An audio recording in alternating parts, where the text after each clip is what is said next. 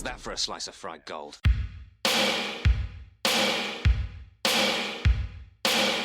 think this is a fucking costume? This is a way of life. I'll be back. To the flesh wound. I'm not gonna hurt you. I'm just gonna bash your brains.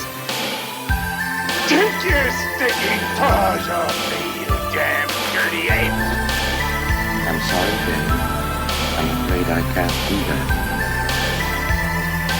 It's alive! It's alive! It's alive! I guess everyone's entitled to one good scare, huh? I'm ready. Let's do this. Let's go. Let's talk about David Bowie, big old dick. And this big old dick. Wow. I was wondering when that was going to come up, but right at the beginning. That's one of the things people always remember about this movie. It's true. And, yeah. All right. Well, hello and welcome to Cinema Shock. It's the podcast exploring the stories behind your favorite cult and genre films. We do all the research so that you don't have to. This is the last podcast you'll ever need about Labyrinth. I'm one of your hosts, Gary Horde. Hey, I'm your other host, Justin Bishop. And I'm writer-comedian Mr. Todd A. Davis. Thank you for joining us for part 8 of our series we've titled Heartfelt, The Legacy of Jim Henson. Guys, we're almost at the end of the series. I know. Bittersweet. It's like when we lost David Lynch. Not like real life lost David Lynch, but like lost the David Lynch series. When we real life lost David Lynch, I would not call it bittersweet. I would say it was just more like incredibly sad. Yeah. It's a bummer he's dead, but I was waiting for it. Were you on that Doug Stanhope website, doing the celebrity deaths?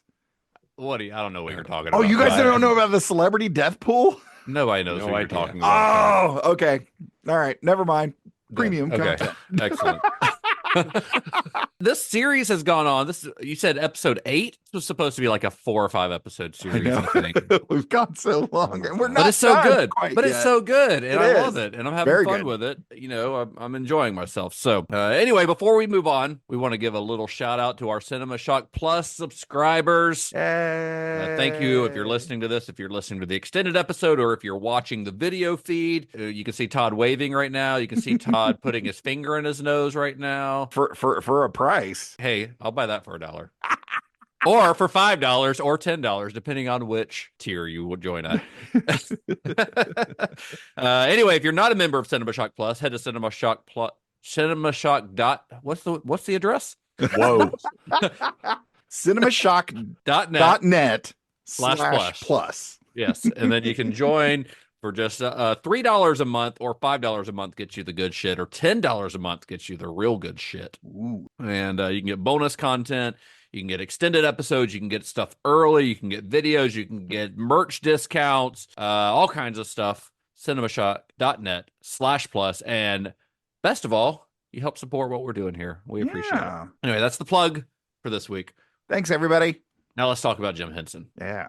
So when Jim Henson made The Dark Crystal, which we talked about a couple of episodes ago, he was fulfilling a years-long dream. See, when he began to pursue puppetry as an art, his goal was never to make simple children's entertainment, a point that we've reiterated, I feel like, several times throughout the series, because it was kind of a big thing for him, right? It was a big point of contention for him. And yet, many people's assumptions about puppetry always threatened to pigeonhole him as just that, a children's entertainer. Even after the Muppets gained global popularity, Jim continued to fight against that label and continued to try to push the boundaries of what puppetry could be, both in terms of the technology behind it and in the types of stories that it could be used to tell. Listen, I love the energy of like, while everybody else in the world is still like, let's put Kermit on a unicycle one more time. Can we do it? And Jim's just like twirling his beard and like, yeah, what if I could make puppets horny and terrifying? So when The Dark Crystal failed to be embraced by audiences and critics, despite being a modest financial success, Jim saw that as a failure. But instead of treating it as a setback, he used it as a learning point. Maybe he had pushed things too far. Maybe he'd gone too dark, too far from what audiences had come to expect from something with the Jim Henson name attached to it. Maybe audiences weren't quite ready for a film that was solely populated by puppets, maybe they needed a few human characters to help ground the story. And by solely, you say solely puppets, and like that's when he was talking about we went a little too dark, and the dark part was it was just all puppets. If we add some humans, we'll still keep the puppets deeply unsettling swamp monsters that look like they're made from taxidermy scraps or bad dreams. Like, let's do that. But can you imagine living 5 years of your life, you're working on this movie, and then you get a bunch of critics just like going, well, that was kind of weird. That's a tough pill to swallow. It's tough, especially when it was something he was so passionate about that he had worked towards for years and years. He'd always wanted to do this fantasy film, and then it sort of like flopped. I mean, it didn't flop financially. It did fine financially, but like people didn't really like it. Yeah, you build something up in your head, and you're very close to it artistically, personally, mentally, emotionally, and when it doesn't go over well, you're just like, oh. Yeah, it's like it's probably like that with musicians too. Like you work your ass off to like make a new album or something, and people are like, nah, I like your earlier stuff. Right? Yeah, exactly. Stand-up comedy, man. Like I can put my heart and soul into a joke, but when it just falls flat, it's like, oh. God damn it. Well, just make them funnier, Todd. That's just make funnier. Oh, that's what I have to do. Okay. That's it. That is what you do. Okay. In comedy. All right. Thank God you said something. Who knows what would have happened? I'm going to write a book called How to Be a Better Comedian, and it's going to be a bunch of blank pages and one page that just says, be funny. ... Todd. Well, after attending a particularly disappointing screening of The Dark Crystal in San Francisco, Henson and Brian Froud, who was his collaborator on the film, they piled into a limo, and after a few moments of just staring at each other in stunned silence, Jim started to kind of laugh to himself, started giggling, and he turned to Froud and he said, with a smile, he said, the next one will be so much better. That's the kind of delusional post-trauma optimism I respect about Jim Henson. He just turns this writer. The man was making toast, burned his whole kitchen down, and was like, next time I could do a souffle. But good on him for being like self-aware and and optimistic about the future. Yeah. Let's learn from our mistakes. Froud in the commentary says Dark Crystal was like 5 years of hard work, and when it was done, me and him both were like, never again. Not doing that anymore. But then here we are. And he's like, at least this time it's only going to take 3 years. So it was kind of a holiday, I guess. Well, the two almost immediately began brainstorming ideas for their next collaboration. And this time they would take into account the lessons that they had learned on The Dark Crystal, specifically on things that they realized didn't work for audiences. And the resulting project would be the final feature-length film that Henson would direct before his untimely death just a few years later. And it's one that unfortunately was a bigger financial failure than The Dark Crystal had been. But like The Dark Crystal, it's gone on to become one of Henson's most beloved works and is, in my opinion at least, perhaps his greatest accomplishment. This is what life is about. The man doubled down. Puppets, check. Fantasy world, check. David Bowie in leggings so tight they could cut diamonds. Triple check on that. You want to talk final boss energy with Jim Henson? He didn't just make a film here, people. He dropped a fever dream with musical numbers. I'm here for it. I love this movie. I do too. It also has a baby theft subplot, so you know. And you're just really into baby theft? Yeah. Everyone needs a hobby, let's be honest.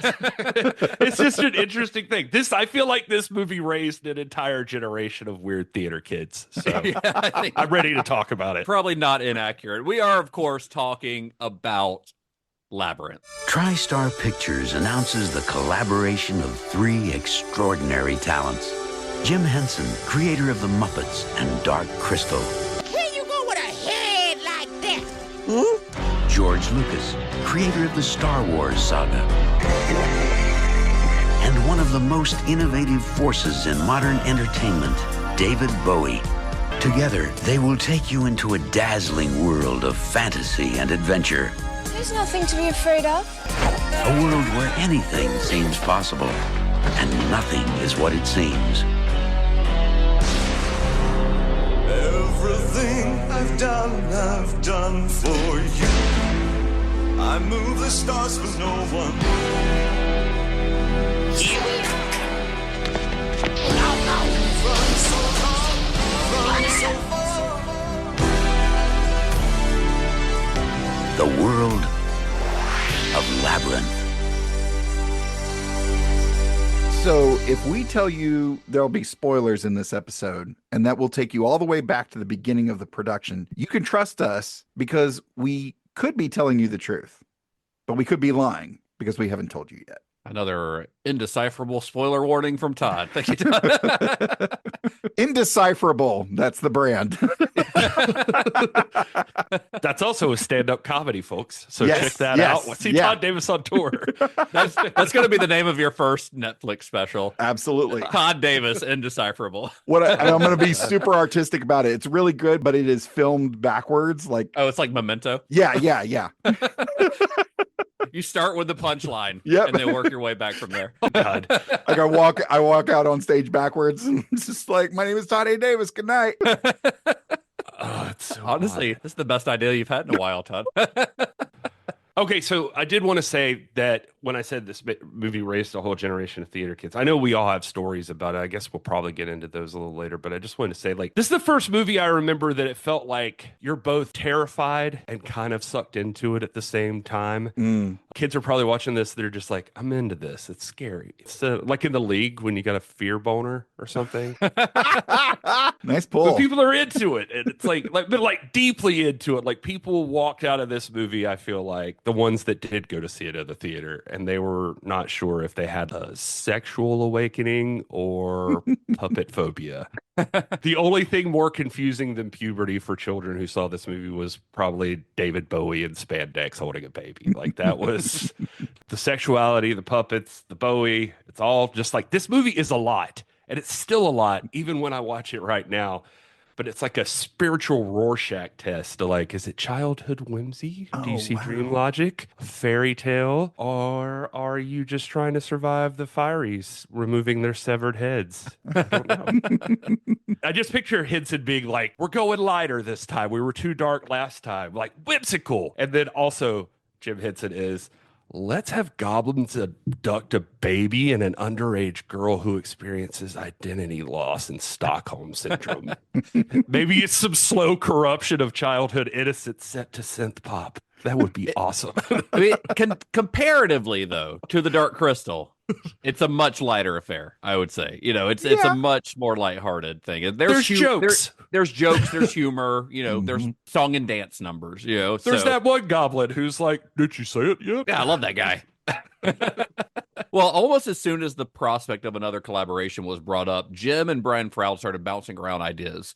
Jim's mind immediately went to Eastern and Indian folktales, stories filled with colorful gods that he'd heard from his daughter Lisa, who was studying mythology at Harvard. But Froud told Henson that while interesting, that type of folklore wasn't really his forte. His illustration style lent itself more to kind of a European style of folklore. So his suggestion was goblins. So Jim kind of lit up at the idea when he mentioned goblins. Goblins, like that's a hook. You know, that's a good starting point. And it's one with deep roots in European fairy tales. Yeah, I actually fell down the rabbit hole of goblins. And while goblins do have their origins in European folklore of the Middle Ages, which of course brings them up in D&D. But I actually found different variations of the creatures that are found in Korean, Indian, African, and even some Native American mythologies. And what's important to note is that goblins have an armor class of 15 with only 7 hit points, while the much larger hobgoblins have an AC of 18 with 11 hit points. The big difference being their respective dexterity and strength scores, which manifest in the goblin's nimble escape trait and the hobgoblin's martial advantage, letting him deal more damage once per turn. And the green goblin is something of a scientist himself. Do you have any idea what most of that meant, Gary?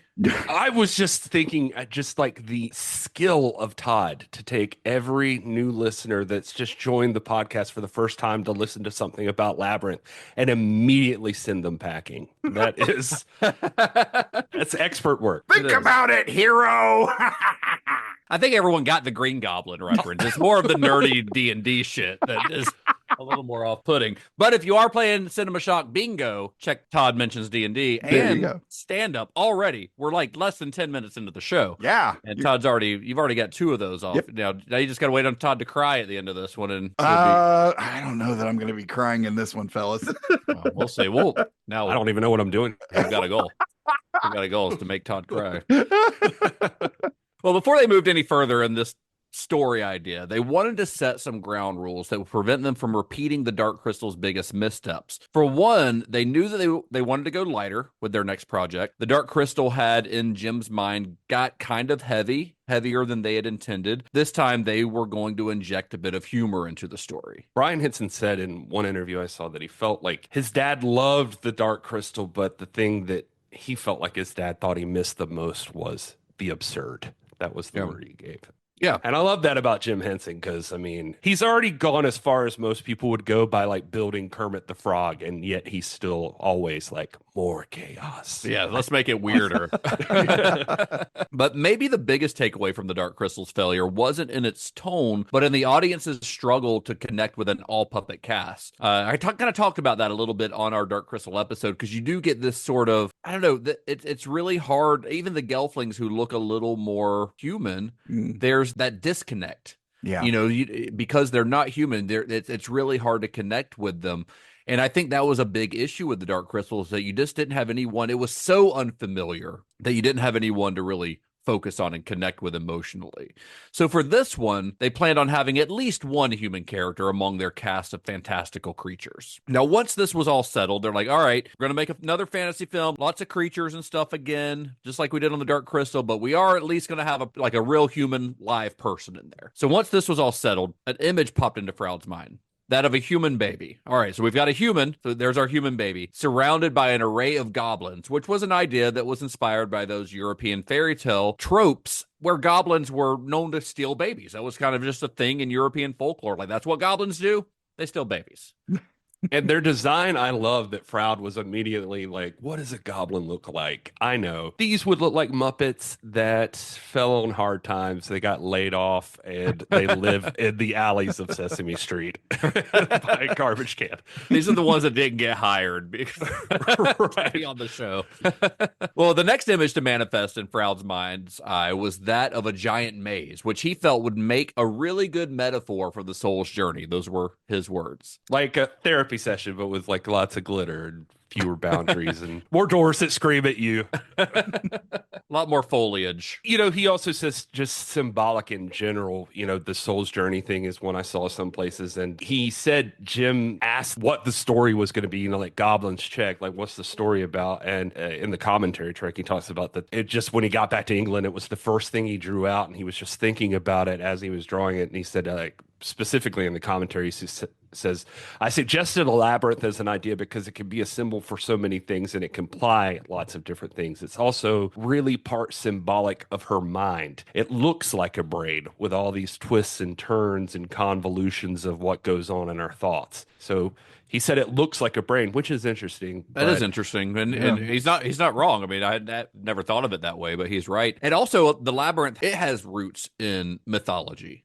There, you know, like the story of the Minotaur and things like that. So it's got a long history of being in myths and fairy tales, which, you know, obviously is what they're drawing from here. Well, hearing that, it makes me think of The Shining and like Jack Torrance running through the maze, and of course he ends up dying. So, spoiler. A spoiler for a movie that's older than us. Yes, right, exactly. But the idea of it being consumed and him being consumed with these thoughts and things that he is or is not seeing, depending on, you know, all the stuff that is in that movie. But that's an interesting thought, that it represents either the soul, the mind, both. That's pretty cool. Well, the interesting thing about The Shining is that was invented for the movie. That's not in the book. So that because there are topiaries in the book, but the maze was invented by Stanley Kubrick. So something to think about when we do a Stanley Kubrick series. I thought it looks like a brain was a polite way of saying this is this chick walking around in teen psychosis.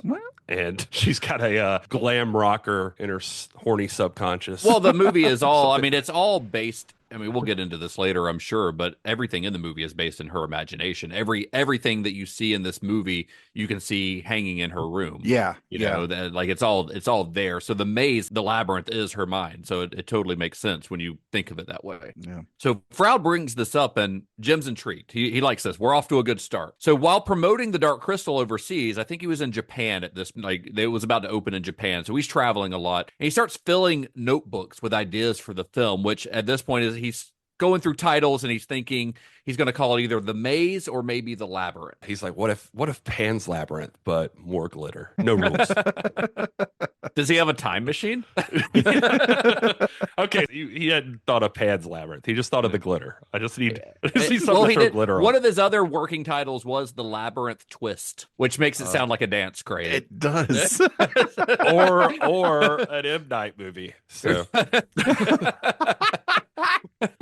Nice. The first draft of Jim's outline involved archetypes that he'd used often over the years: a king and a jester navigating a complex labyrinth filled with traps and monsters. So he started sketching out visual ideas for the film, including the image of a giant Buddha statue that trapped the heroes in a cage, an island with a trap door in it, rooms filled with snakes, a carved door that came to life, and an M.C. Escher-inspired sequence where it's impossible to tell up from down. Now, some of these images would make their way into the final film, of course. A couple of those probably sound a little bit familiar, but not before it went through more than 24 screenplay drafts on its way to the screen. So with a solid idea to work from, Henson and Froud moved forward, bringing on George Lucas, who Henson had worked with, of course, on The Empire Strikes Back as an executive producer. That was probably to help them get funding for the movie and get a bigger budget, having George Lucas's name attached to it. One of those documentaries on the DVD, it's weird to think about this for him, but he talks about, one of my main goals was to watch the script, and when they go off into weird territory, I'm the guy who knows how to bring it back in.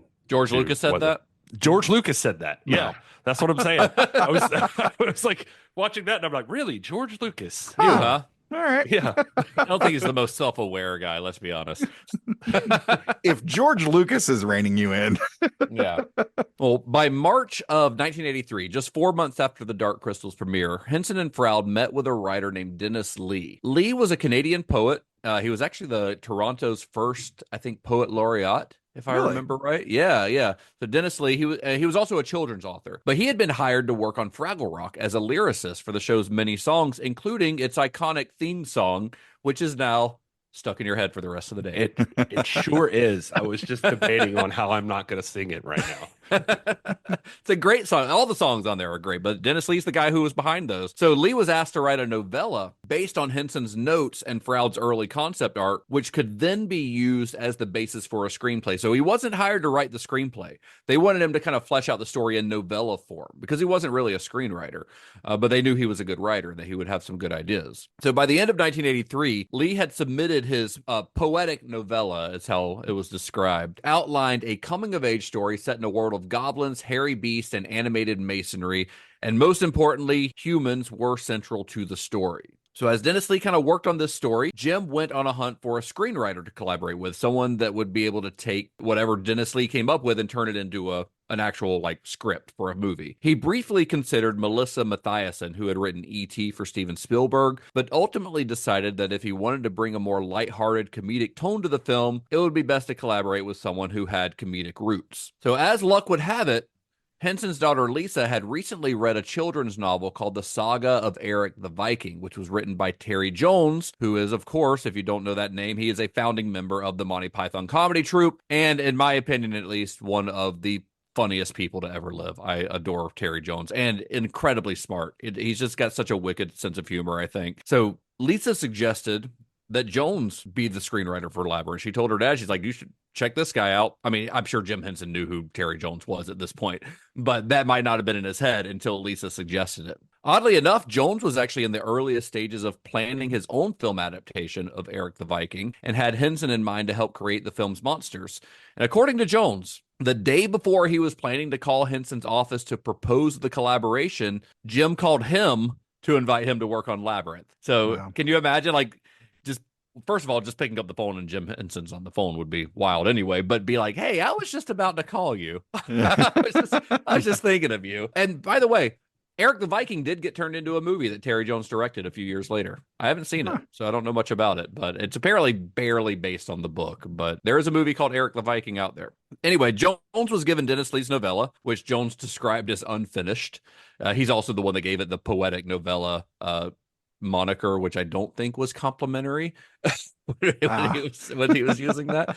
But he was given this novella to use as his screenplay, but he later admitted that he didn't really get on with it. So as he sat down to work on this screenplay, he discarded much of the novella and instead sat down with the many concept drawings that Brian Froud had been working on, sifting through them and picking out the ones that inspired him and using those as the basis for his story. According to Froud, when they were first talking to Jones, they looked at it like maybe he can touch this up a lot and add that humor in there. But then he said Jones asked for the art. He said he just kept finding all these little things and like little pieces in the art that they hadn't even really been focused on or that they weren't thinking about, and they would for some reason inspire him. And he came back with all this stuff that they didn't even expect. Like hearing you describe it, just that it's like he took the novella, was like, pass, no, I don't want that. Yeah. He like comes back with all these doodles from Froud, and it's like, oh, now I need a Cockney accent worm. And what if this thing just farts?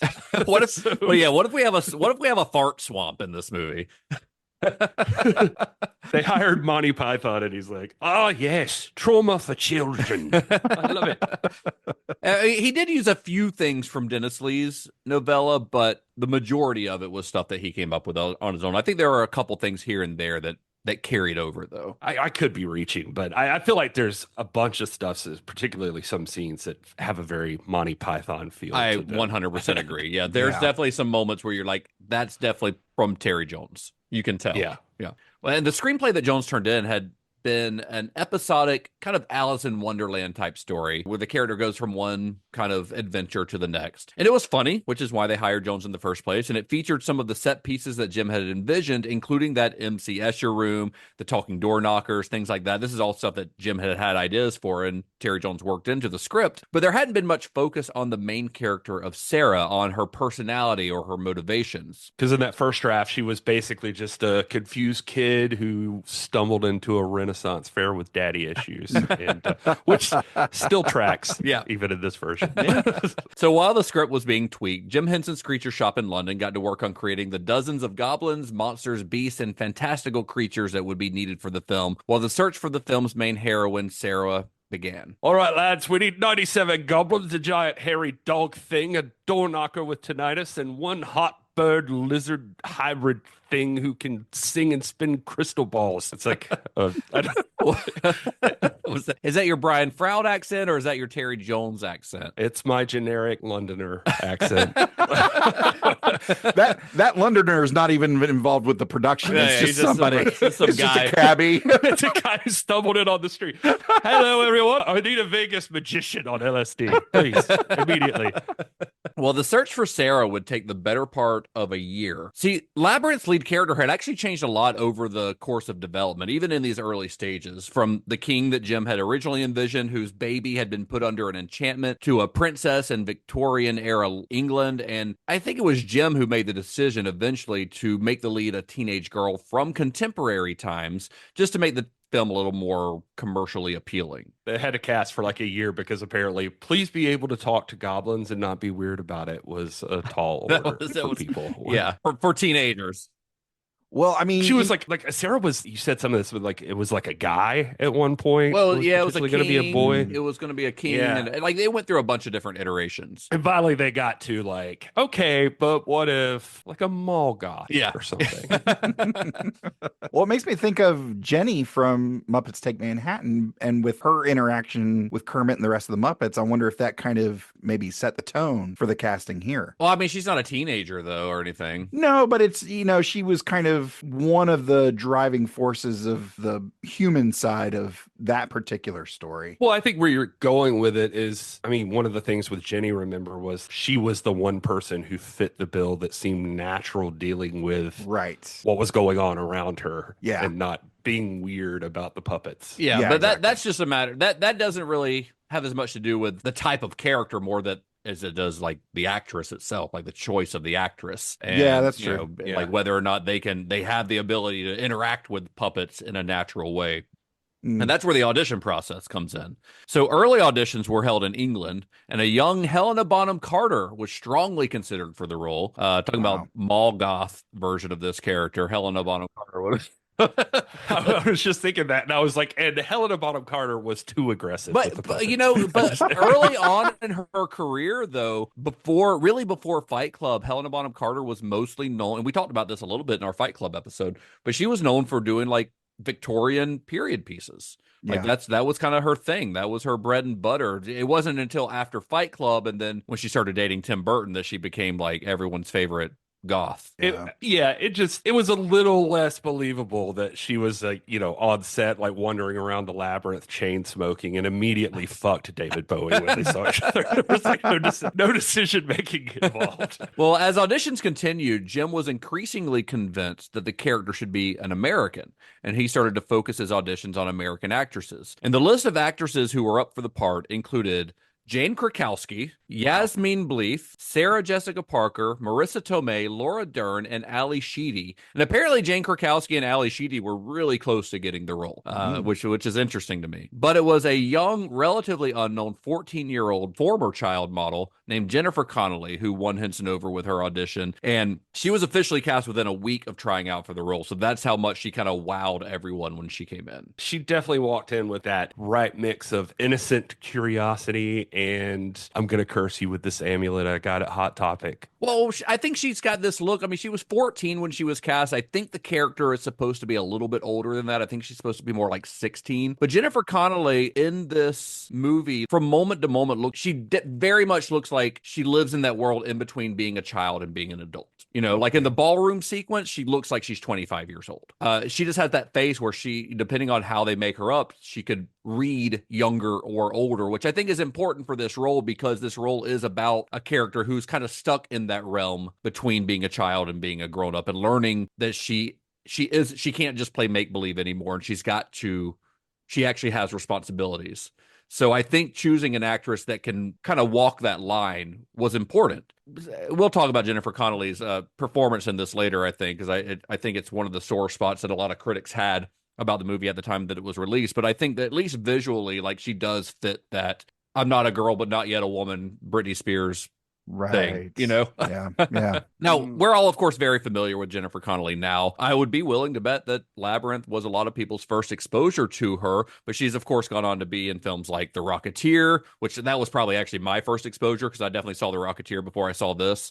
Yeah, me too. She's in Dark City, Requiem for a Dream, and A Beautiful Mind, for which she won an Academy Award for Best Supporting Actress. It's a great movie. Yeah, it's very good. But at the time, she was just getting her start in the film industry. Labyrinth was her fourth film. She had made her debut 2 years prior in Sergio Leone's Once Upon a Time in America, which that is a hell of a movie to make your feature film debut, your acting debut in.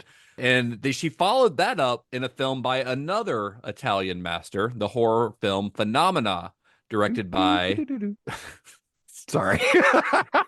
directed by Dario Argento. Which is, I think, an underrated Dario Argento movie. It's one of my favorites. It is. And going from like some psychic bug horror movie to I'm gonna go into the Goblin King's horny dreamscape. That's growth. Yeah, well, and before that, she was in like early 20th century New York with Robert De Niro, right?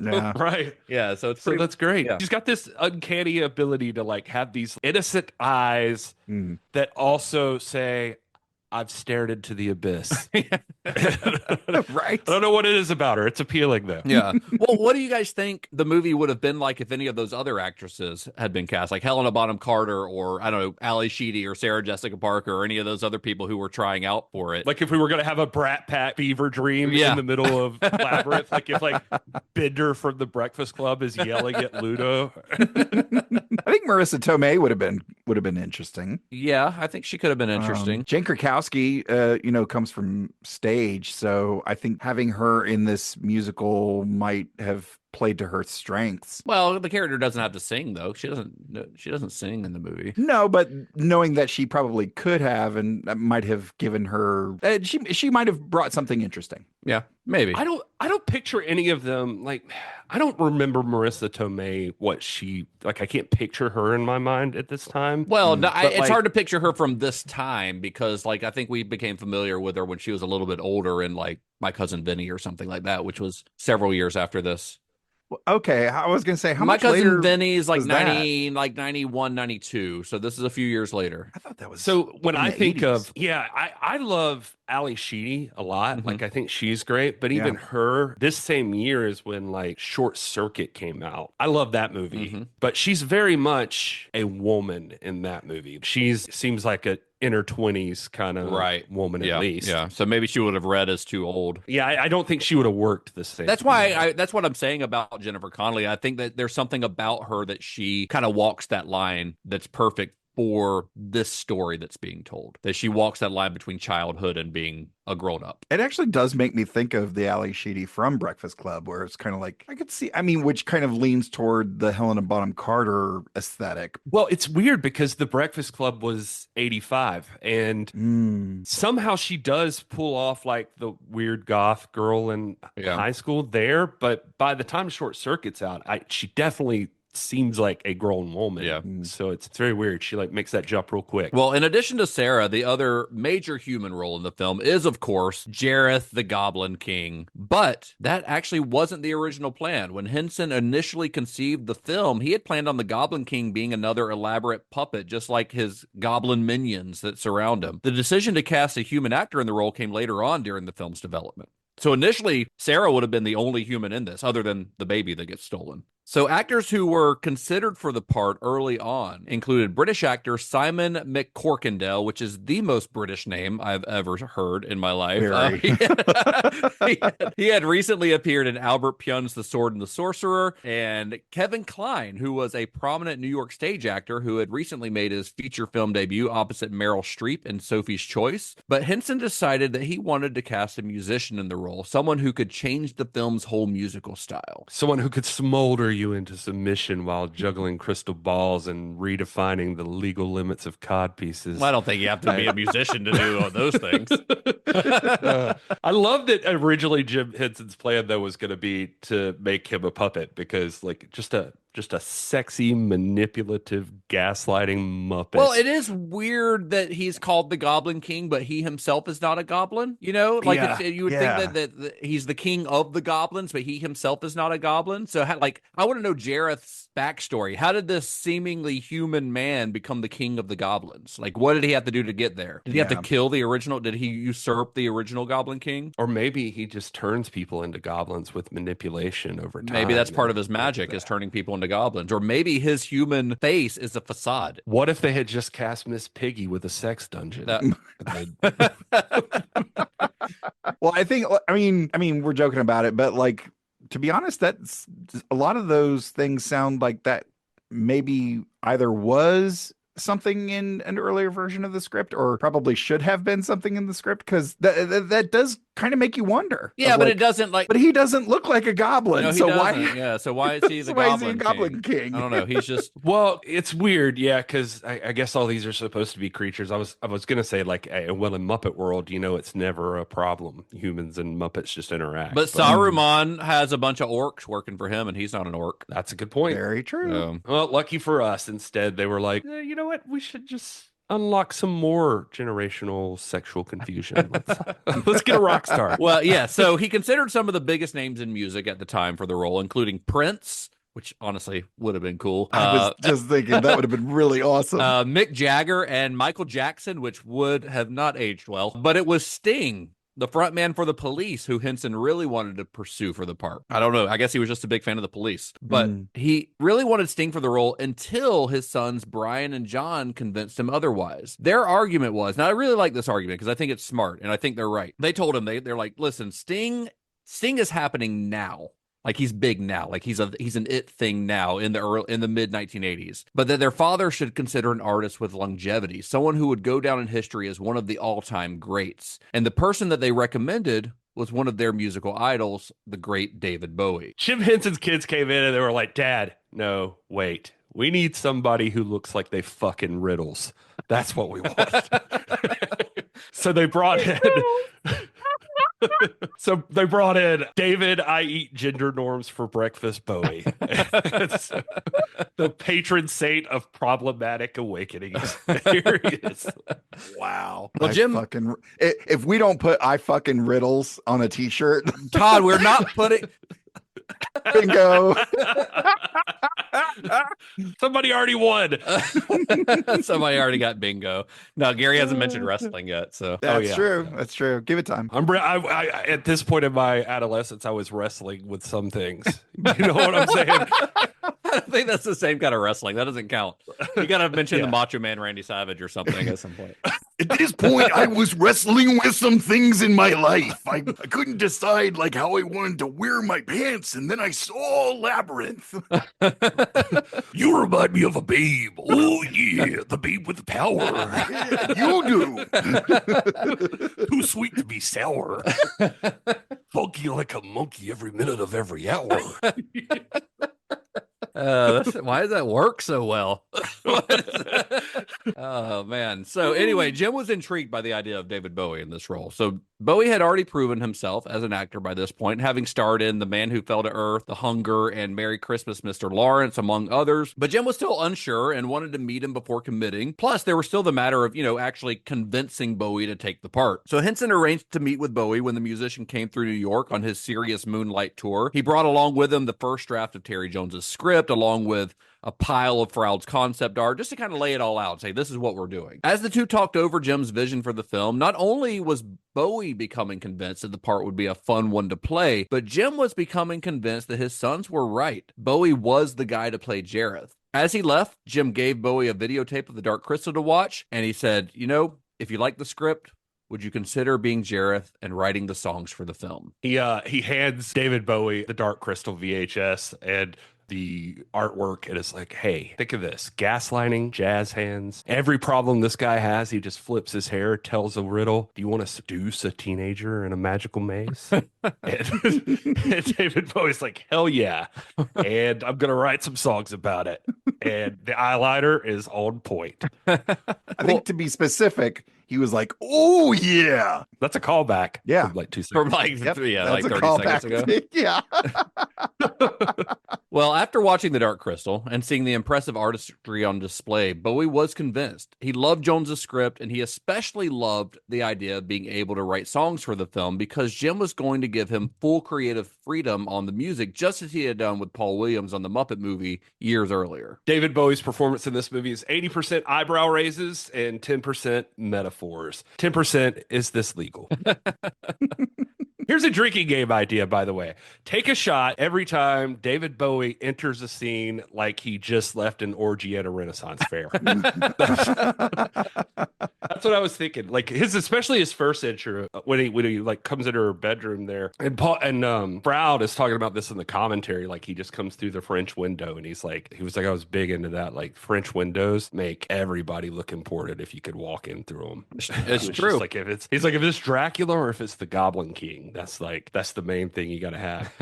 So describing like what he was going for with the look of David Bowie, I just thought this was interesting. Froud talks about in the scene, he says, as the Goblin King, he's part of her inner life. He has to reflect some of her adolescent thought. Although he's the adversary, he's also the hero to her. I wanted to make him a romantic figure, so I made him part Heathcliff from Wuthering Heights or Chester from Jane Eyre. He's also a lover boy from The Wild Ones and Japanese kabuki influence, a knight from a Grimm's fairy tale, and a ballet dancer. Oh, and a pop star. That's a lot. There's a lot of things. Yeah. A lot of things went into the making up. He could have just said, I thought to myself, what if Liberace had beef with Peter Pan? And he needed to assert dominance. He tells this weird story too about like how great David Bowie is when he like the first time he met him. He said they were at the Creature Shop, and the Creature Shop made him a bone flute. Wow. And they said that he presented it to him. Froud got to present it to him in this room. It was like a dressing room or whatever. And he said that when he handed it to him, David Bowie immediately just jumped up on a table in the dressing room and put on a performance playing the flute. And that's a weird story that I just thought was worth.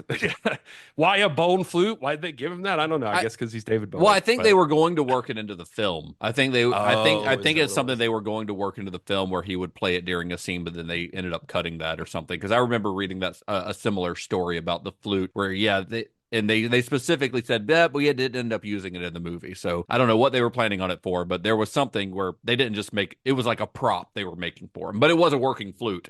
And because he's David Bowie and can play, all the instruments. They want to hop up and pull a Ron Burgundy and do a jazz flute concert there. Well, I was just thinking about that story, and I'm thinking about, like you said, that's a lot for all those influences that went into him. I'm like, that's less a character description and more a summoning ritual. Yeah. It just seems like you're really... But the only person who that description could summon is David Bowie. Yeah. Right. And I love that he leads into it. The first time you meet him, he's playing a fucking bone flute on top of a table. Like, he knows who he is. Yep. Justin, you mentioned Prince being, because I completely agree. I would actually love to see Prince in this role. In, of course, our Lynch series, we got to see Sting in Dune 1984. Bowie's legendary status aside, nobody's going to take that away from him or anything like that. But do you think Sting would have been better, worse? Nobody would have been better than David Bowie in this role. I mean, yeah, this is pretty iconic. Like, I don't agree with the idea that the Henson kids were like, you need somebody who's a great of. I mean, okay, I agree that they should pick somebody who's timeless and a great of all time. Yes, I don't think that should mean that those other people aren't great. Like, I think Mick Jagger's solidified himself. Prince is for sure one of the greatest of all time. Yeah. I don't think Sting would be like terrible necessarily, but I feel like I've seen him in something and he was, okay. Yeah, I mean, but he's done a little bit of acting. I mean, Dune is hard to judge him by what he does in Dune because he doesn't have much to do other than be shirtless. Right. Well, and I mentioned Dune because it was not too far from the same time. Yeah, it was a couple years earlier than this, Yeah. but I think Sting would have been fine. I think that part of the reason the film is so beloved and it has stood the test of time is because it's David Bowie. There's an otherworldliness to David Bowie that not very many other artists, musicians, or anyone can match. Like David Bowie truly does not feel like he is of the earth, which is why he ends up his very first movie role was him playing an alien. There's a reason for that because there's something about David Bowie that he just does not seem like he comes from the same realm of reality as the rest of us. Right. And you can't say that about most of those other musicians, except for maybe Prince. Prince might have been. I was going to say, except Prince. Prince, out of all of those that you mentioned, feels like the most likely that could have been cool. But I just feel like David Bowie is probably a better actor than any of these other options. And he was like the lightning in a bottle casting. Yeah, he was for sure. Perfect. Yeah. Absolutely. So once Bowie was brought on board, according to Terry Jones, the direction of the script changed, giving a lot more attention to the Jareth character, because as originally written, we wouldn't have seen the center of the labyrinth until Sarah reached it. It would have been her goal, so it would have been kind of a reveal at the end. But with a musician in the role, Jim wanted Jareth to appear and sing throughout the film, a decision that Jones felt was wrong, but being a team player, he rewrote the script, allowing for musical performances throughout. I don't know that Jones had a lot to back him up on. I mean, he could feel how he feels about it, but what are you going to say? Like, hey, we probably shouldn't have music in this movie because so many of the movies that came before, all three Muppets and even Dark Crystal, there was a heavy musical influence there. Well, there are no songs in Dark Crystal. That was one of the things about the Dark Crystal is that there aren't any songs. But I think his issue with it was less the songs throughout and more the seeing Jareth throughout and seeing the center of the labyrinth throughout. Right. That's where he felt that should be like the end goal is to reach the center of the labyrinth. So we should make it a reveal. There was some of like the stuff I read that it seemed like Terry Jones writes like this weird, whimsical, goblin infested fairy tale. And then Jim Henson's kind of like, cool, but what if Bowie sang through the whole thing like a bisexual Phantom of the Opera or something? And like that's all. And it did feel like the shift happened in the movie a little bit. Because it was, like you said, like the Jareth reveal was supposed to be this big payoff moment or something at the center of the labyrinth, like a final boss covered in glitter or whatever. It is some Japanese RPG. Instead, he's like, well, we got Bowie now. He's not just showing up at the end. We're putting that man in every act, in every hallway, and he's going to sing about babies and juggling balls and breaking hearts. And, the Goblin King is now a magical fuckboy, and he's going to perform. Terry Jones, though, for what it's worth, and everything I ever read about it just seems like he said he thought it was wrong, but more like in code for I don't understand what you're doing. I don't know why his pants are that tight, but I'm a team player. I'll roll with it. I mean, he had been hired to do a job and he did it. It's not what he originally conceived for it, I guess. So, but Jim Henson's the director, and that's the guy who's writing the checks, right? That's the guy who hired you. So you either you do it or he's going to find somebody else to do it, which is honestly kind of what happened because this script had to go through quite a few hands. He ended up passing Jones's first draft on to Fraggle Rock writer Laura Phillips, who specialized in writing character-driven stories, kind of hoping that she would be able to flesh out the character of Sarah a bit more. And the draft that she turned in did manage to do that, but it also downplayed Jones's humor and some of the strong visual sequences that Jim wanted. And there were elements of both of these screenplays that Henson liked, so he was hoping he'd be able to use parts of each, blending them together into a single workable screenplay. This sounds kind of like the opposite, but with the same results of like stuff that happened with the Dark Crystal screenplay, where it was with Dark Crystal, they didn't really have a good screenplay, but with this, they're having so many screenplays and it's not, one focuses on the humor and now we've got one that focuses on Bowie and all these different focal points, and there's not really any sort of real cohesive vision for it. Well, Jim has a vision for it. It's just a matter of getting the screenwriters to kind of coalesce with that vision. So, I mean, getting multiple writers on a screenplay it's not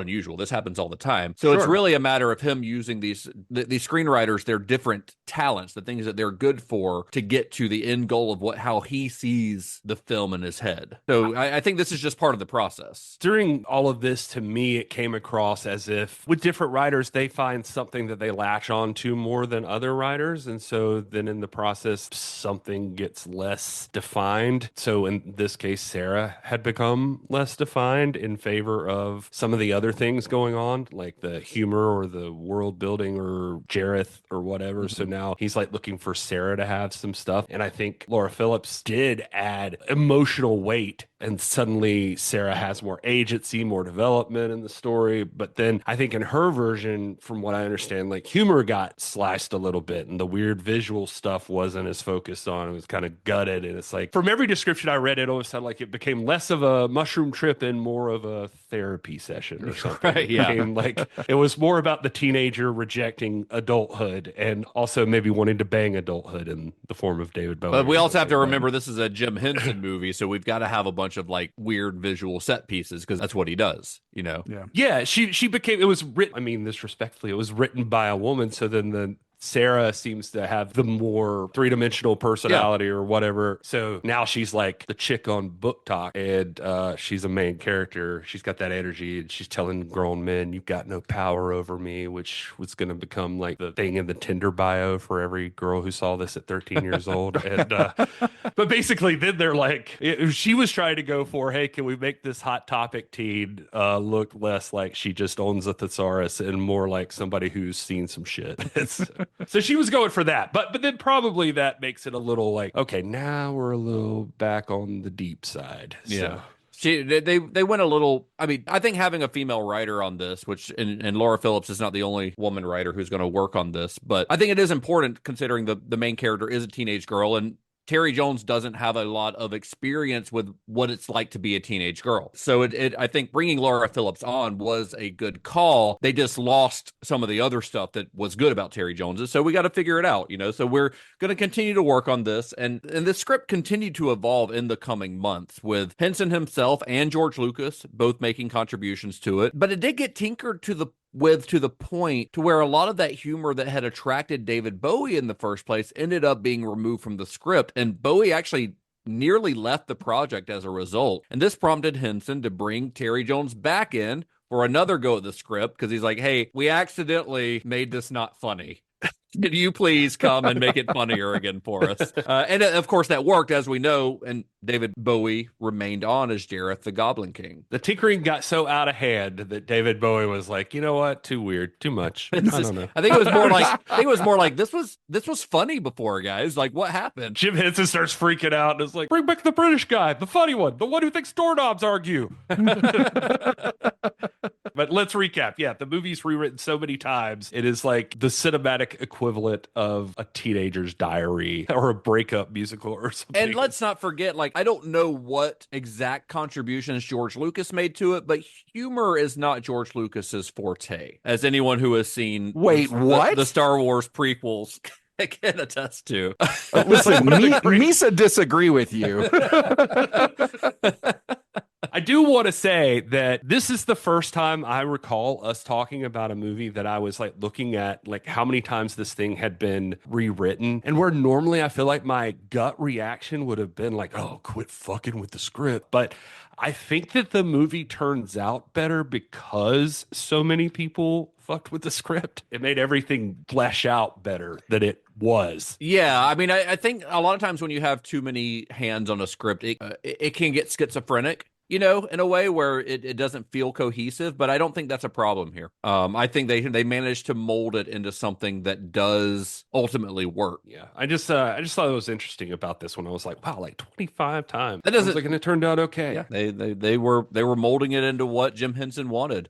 So Sarah and Jareth are the only two major human roles in the film, but there are a couple of smaller roles. Shelley Thompson and Christopher Malcolm play Sarah's stepmother and father, respectively, while Brian Froud's real-life son, Toby, plays Sarah's brother, who is probably not coincidentally also named Toby. It's just easier that way. Yeah, it's a baby. You don't want to confuse the baby. You won't know what his name is.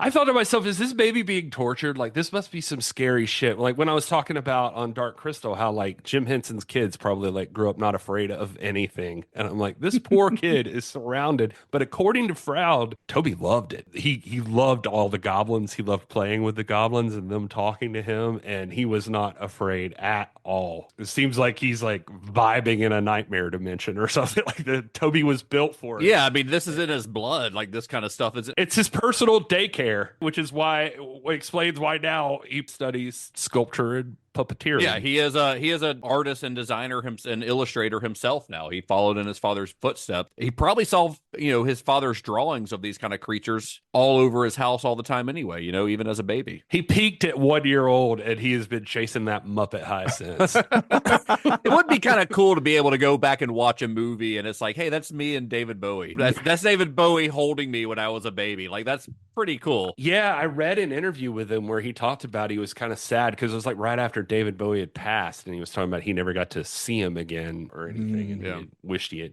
done it. But he'll always have the movie to go back and look at, though, which is, that's a pretty cool story. Yeah, it's more than most of us get, right? Yeah.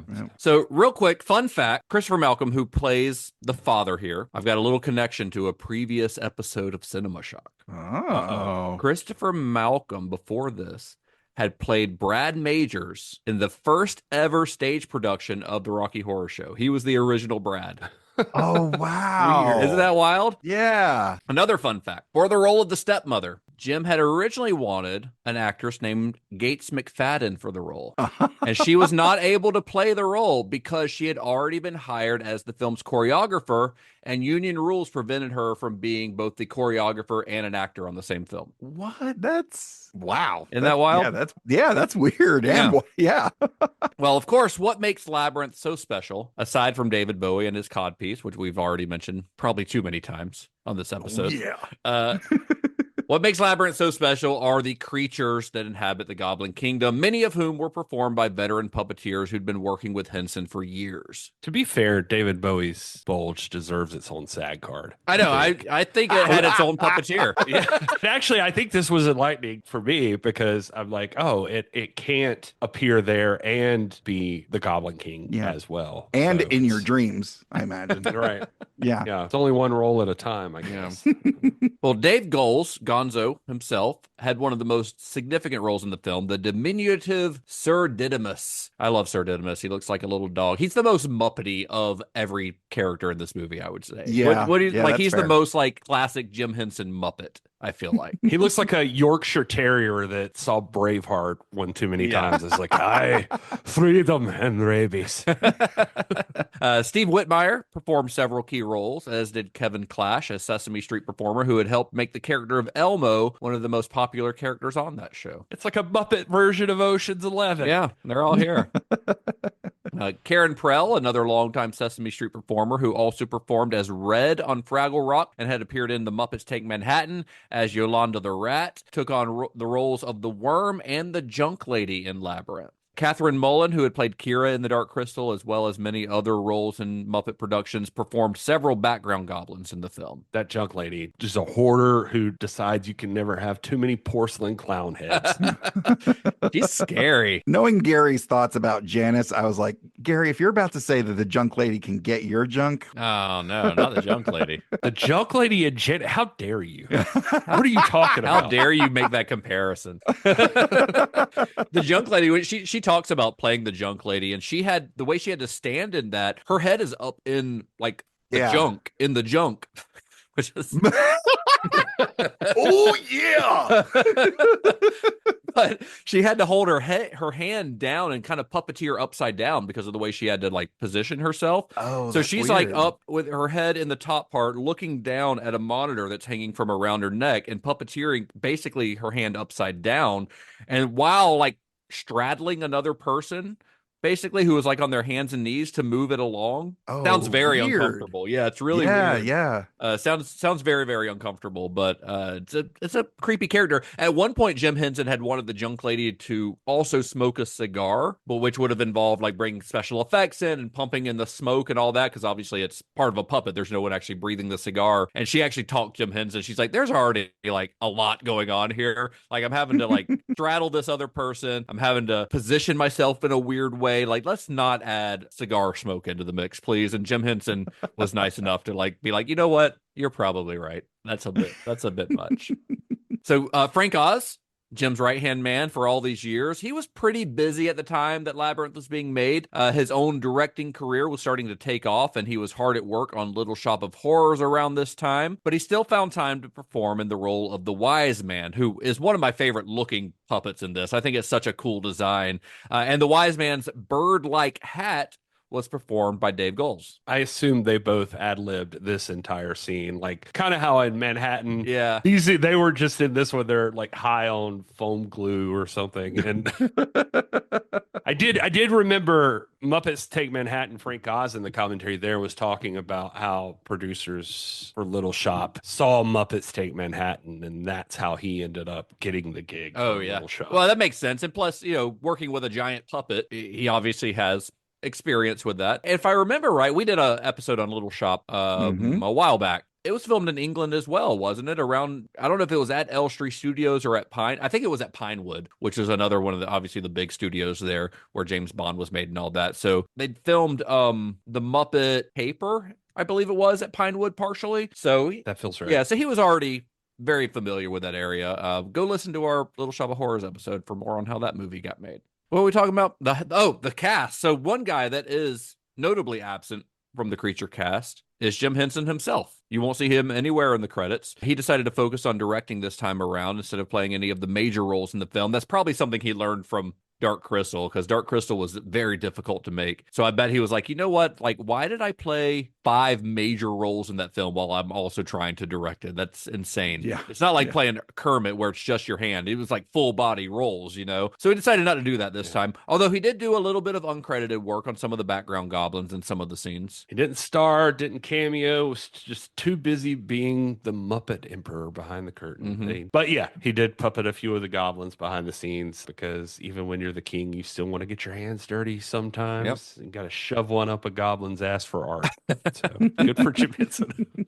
And one of the biggest roles in the movie, literally, was the enormous but gentle monster Ludo. Do you guys love Ludo? I love Ludo. He's a big sad Chewbacca who got kicked off Sesame Street because he's too emotionally available.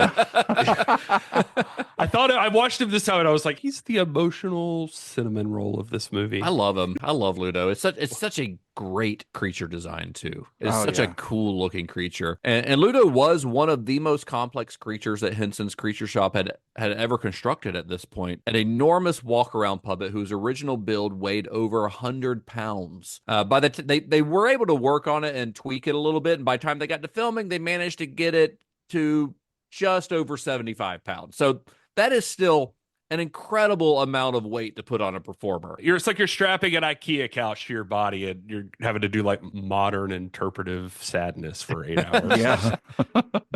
Jim had originally tapped a guy named Ron Muick to play Ludo. Now, Muick is an Australian puppeteer and doll maker who had joined Henson's team just a couple of years prior, although he is now most well known for his incredible hyper-realistic sculptures, which appear in art museums all around the world. Look up Ron Muick's stuff. It is honestly, it's ridiculous. Like, it is so good. Like it a little creepy, but like hyper realistic sculptures.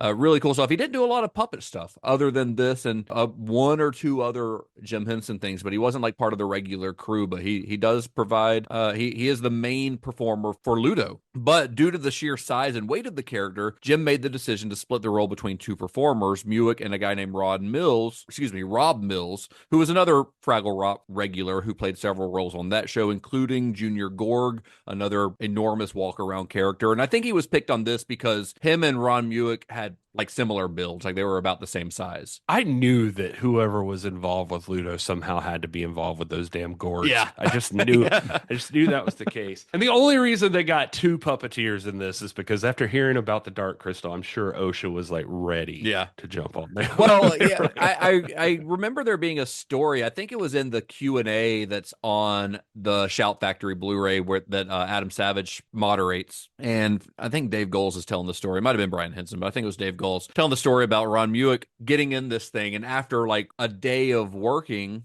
as Ludo, they unzip the thing and just like steam just comes out. It's like he was in a sauna in there. He was like dripping sweat. It's like he's carrying around 75 pounds and covered in thick fur. Like it's got to be. And doing this, the whole, you can't see that on the podcast, but like he's puppeteering because they did move Ludo's head with a hand as well. I mean, there's obviously some mechanical stuff in there as well, but they're like, yeah, after that first day, we're like, we got to get somebody else in there to like tag out every now and then. Yeah. So like many of the puppets on the film, Ludo did require a full team of puppeteers off screen that would control the character's facial expressions via remote control, because there's a lot of animatronics in that head as well. But as sophisticated as the Ludo puppet was, no other character in Labyrinth was as complex as Hoggle. Oh, Hoggle smells like cabbage and guilt. Oh, and he's now the head of the U.S. Health Department, I believe. That's good. That joke's gonna age really well when people listen to this in a few years. They're gonna be like Googling, like who's the head of the health department? Okay, 2025. Like, okay. Well, this Hoggle puppet was one of the most detailed and nuanced characters that Henson's team had ever crafted. Brian Henson is credited as the primary performer for the character, but it took a team of 5 people to bring the character to life. Actress Sherry Weiser wore the Hoggle bodysuit on set. Sherry Weiser's a little person, so she's the one who's running around wearing the suit, and she had to wear like sort of like these, they're not robotic gloves, but they're like hand extensions to make her hands really big, because you'll notice Hoggle's hands are kind of huge. And then Brian, along with 3 other puppeteers who were kind of assisting him on this, operated Hoggle's facial features. And as you can imagine, it took an incredible amount of rehearsal for the 5 performers to be able to move as one. 5 people operated him? Yeah. 5. It's crazy. Yeah. One wore the suit, one did the face, one controlled the sadness, one managed his PTSD from the Goblin King, and the last one just whispered, "You'll never be real," into the monitor every few minutes. I think what it really was one guy was doing like the eyebrows, one guy, the eyes going left and right, which that's where the choreography comes in. Because, if Sherry Weiser moves the body one way, when somebody moves their head, you cut your eyes first. So the guy moving the eyes had to know when to move the eyes. And this is all based on Brian Henson, who's controlling the mouth, and he's voicing the puppet as well. Brian Henson is. So he's talking. They're having to move. I mean, it's sort of insane to think about. I cannot imagine the amount of preparation that went into doing something like that. No, it's absolutely insane. And while I do joke about Hoggle looking like Danny DeVito melted and cursed by a witch who got her potions on Craigslist, he is a really cool puppet. But Froud talks about in the commentary that the thing you would be amazed by is that there's like people off screen all having to pull levers, and they got so in sync with each other. They didn't even have to think about it. They just knew what the motions were and just got it. But Hoggle started off with, he tells the story too, that Hoggle started off with a monitor inside, and they tried to use that, but Sherry Weiser ended up, I guess the monitor at one point, the image got reversed and it was like tough and like compact and like, so she's like bumping into shit the whole time. And so it ended up that they had to make it so that she had to kind of plan what she was doing, but she could look through the mouth. Yeah. So Brian Henson says like the reason he'll do like the every once in a while so that she can see where she's going. Yeah. So she can see what she's, that's why he grunted so much, is so that she could actually see where she was going.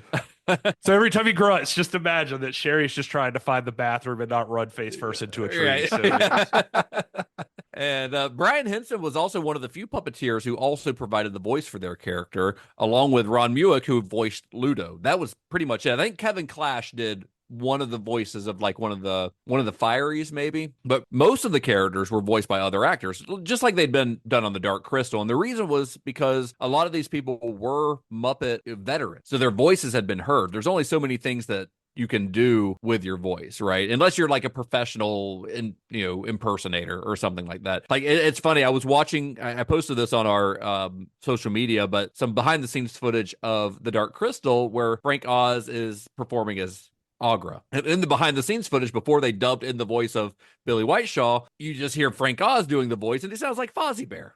Like Agra sounds like Fozzie Bear, because that's just like one of like most, you can watch the Muppet Show and you can tell when it's Frank Oz because it always kind of sounds a little bit the same. So they wanted these characters to have their own personalities, so they didn't want the puppeteers necessarily to be voicing all of the characters because they all start to sound the same at some point. So Didymus was voiced by a prolific voice actor named David Shaughnessy, who also voiced the Hat and one of the 4 guards, several goblins. He did a lot of voices on this. Now, I'm not going to go into every voice actor in this. David Shaughnessy is one of the bigger ones because he does so many roles in this, but there are just too many to get into like everybody. But I did want to point out that Ambrosius, the canine steed ridden by Didymus, the dog, who was puppeteered by Steve Whitmire and Kevin Clash. The dog was voiced by Percy Edwards, the same guy who had voiced Fizzgig in The Dark Crystal. Oh.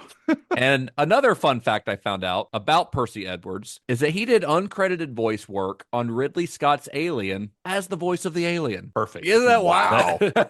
Jeez. I love that this guy gets by on like just animal noises. That's for his a living. job. He's got there's a whole Wikipedia about this guy and all the impersonations that he's done. That's what he did for a living. He auditioned and he just turned in the resume and it was just like, literally, I do professional bark noises. Yeah, I get, you need a dog. You need a dog noise? Can't find a dog? I'm your man.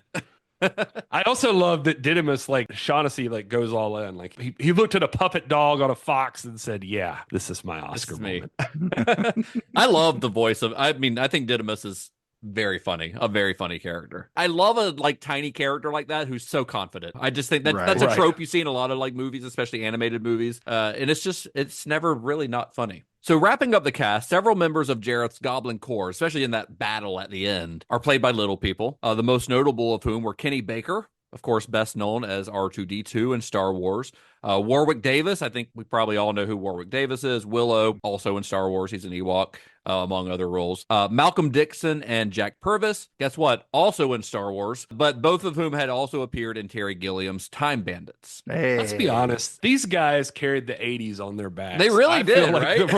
they really did. R2-D2, the Ewoks, Time Bandits, Labyrinth. I was like, if you needed magic or fantasy film and you're under 4 or 5, you were a goddamn kid in the 80s. You're getting work. So about a month and a half before filming was to begin, Jim Henson brought on yet another screenwriter to put one final polish on the script. Elaine May, who is a legendary comedian, writer, and director behind the films like The Heartbreak Kid, Heaven Can Wait, The Birdcage. Like, are you guys familiar with Elaine May? I know Heaven Can Wait and The Birdcage. So Elaine May, I don't want to go into her whole story, but her and Mike Nichols had a comedy duo, Nichols and May. Mike Nichols, of course, directed The Graduate and then later The Birdcage.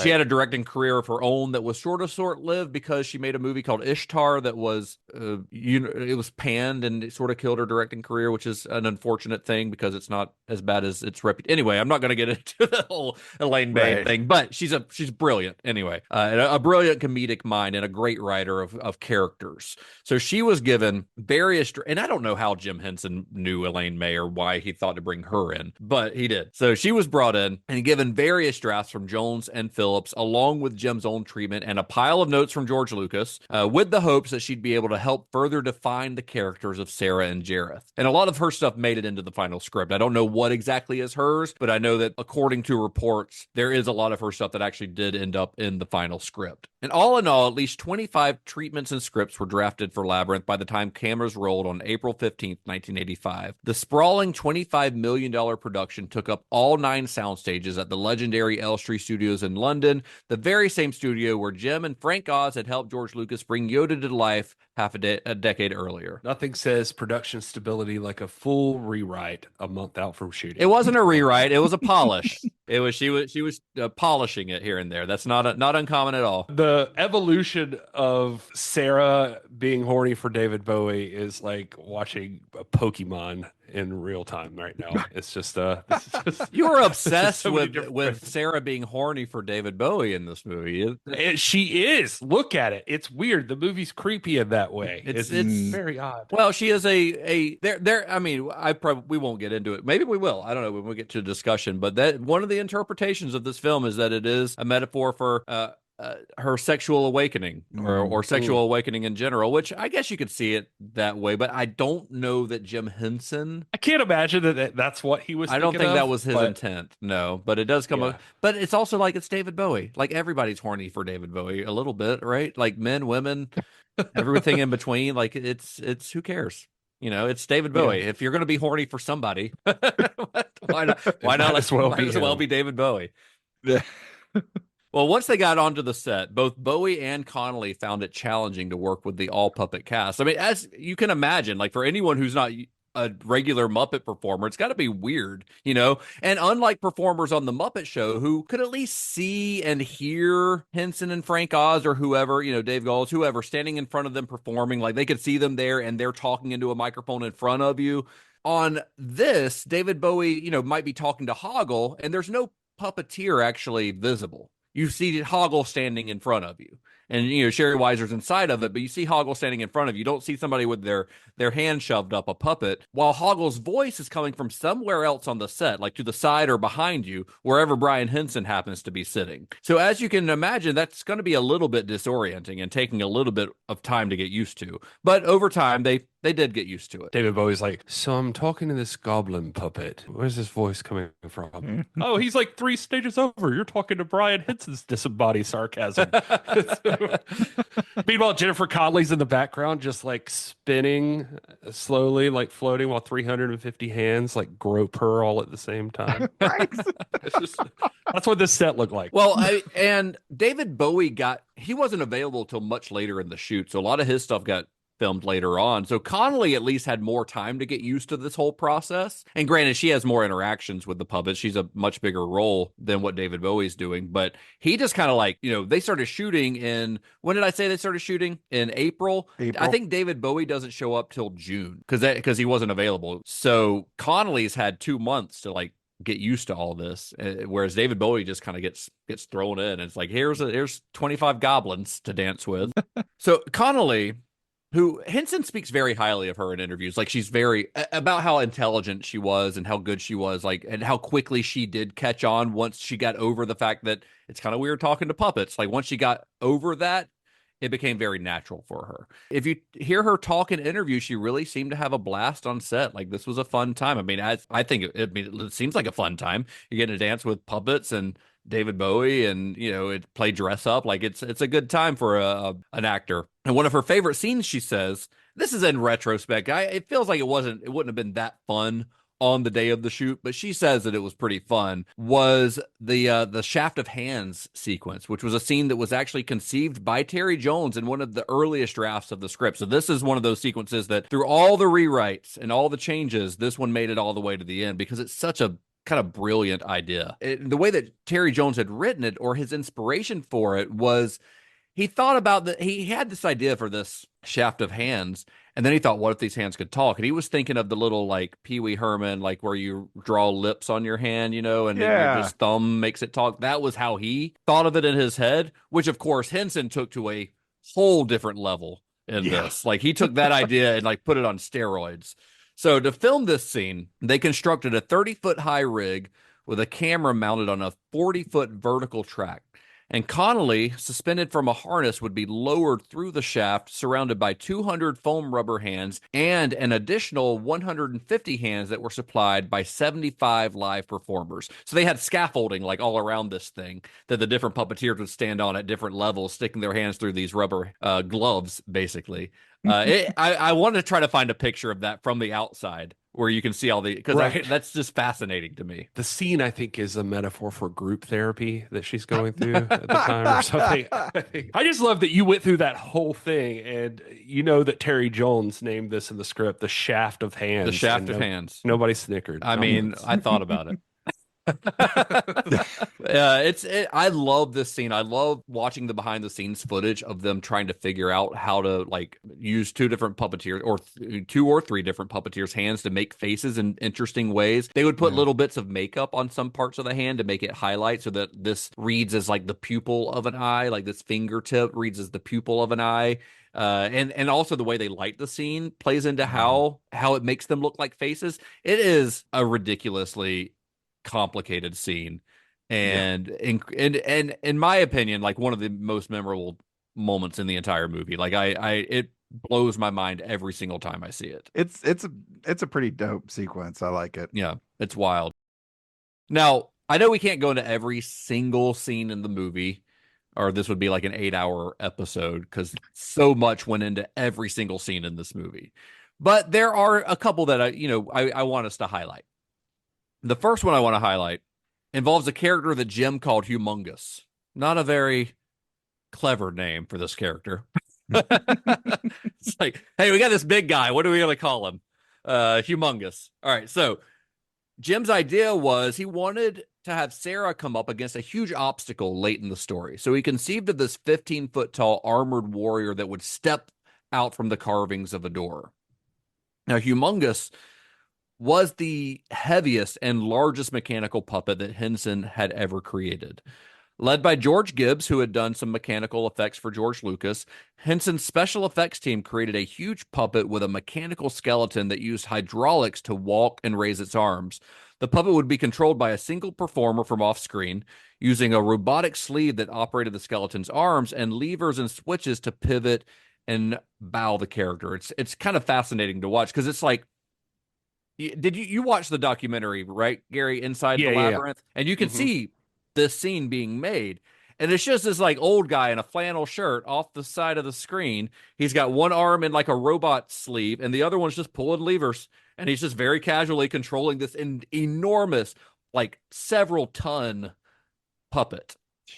Yeah. It's insane. And it's like, just where this stuff comes from, like Jim Henson was like, I want a 15-foot tall nightmare knight to fall out of the wall like the Kool-Aid Man. And it's just like, he makes it, it's like, I saw something that was like, Humongous is the boss fight your DM throws at you because he forgot to prep the session. So that's for you, Todd. It's like, big metal guy with swords, roll initiative. Yep, that's it. That's exactly how it goes. He's like a steampunk transformer. Yeah. Jim Henson. Well, more like a steampunk, like Voltron, right? Because Transformers didn't have anyone controlling them. They're just like living creatures. Jim Henson has a driver, and this has a driver. That's true. Jim Henson would have eventually built like mechs, I believe. Yeah. That's where he was headed. Yeah, like, absolutely. Just like robot kaiju would have existed if we have kept Jim Henson alive. Imagine if Jim Henson had directed Pacific Rim. Wicked. Yeah. Oh, I mean, honestly, awesome. I love the Guillermo del Toro. No, imagine if Jim Henson had directed Pacific Rim Uprising, the sequel. Ooh. Yeah, there you go. It could have been better. The little freak that drives Humongous, by the way, was one of the one of several characters that was played by Kevin Clash as well. That was him. So, and when you hear him, you're like, when you know that, and I didn't know that the first time I watched this week. When I rewatched it yesterday, I had already come across that information. I was like, he sounds a little bit like Elmo. Like he does, but with like Elmo with a British accent is what he's doing. That little weirdo. So another sequence that is really just as impressive to me is one that used more traditional puppetry techniques, although they were used in a way that could only be pulled off by a team of performers as well seasoned as Henson's. In this song and dance sequence, Sarah meets 4 creatures called the Fireys who lift their heads from their bodies and toss them around. You know the scene I'm talking about. Oh yeah. It's a really fantastic scene. The Fireys are what happens when Fraggle Rock does mushrooms and listens to ska music. That's what happens. They're like the Fraggle Rock crackheads. They have no bones and no laws, no understanding of boundaries. Yeah, they're just like whatever. Their entire vibe is if they were forming a ska band, I think, like inside of a Spirit Halloween or something. And there were three puppeteers for Fiery. Like that's just, I don't know. That's just weird to me. Like the idea of like them all sweating, like just in velvet black costumes or something. Just weird, like a weird vibe altogether. So this was inspired by a form of traditional Japanese puppetry called bunraku.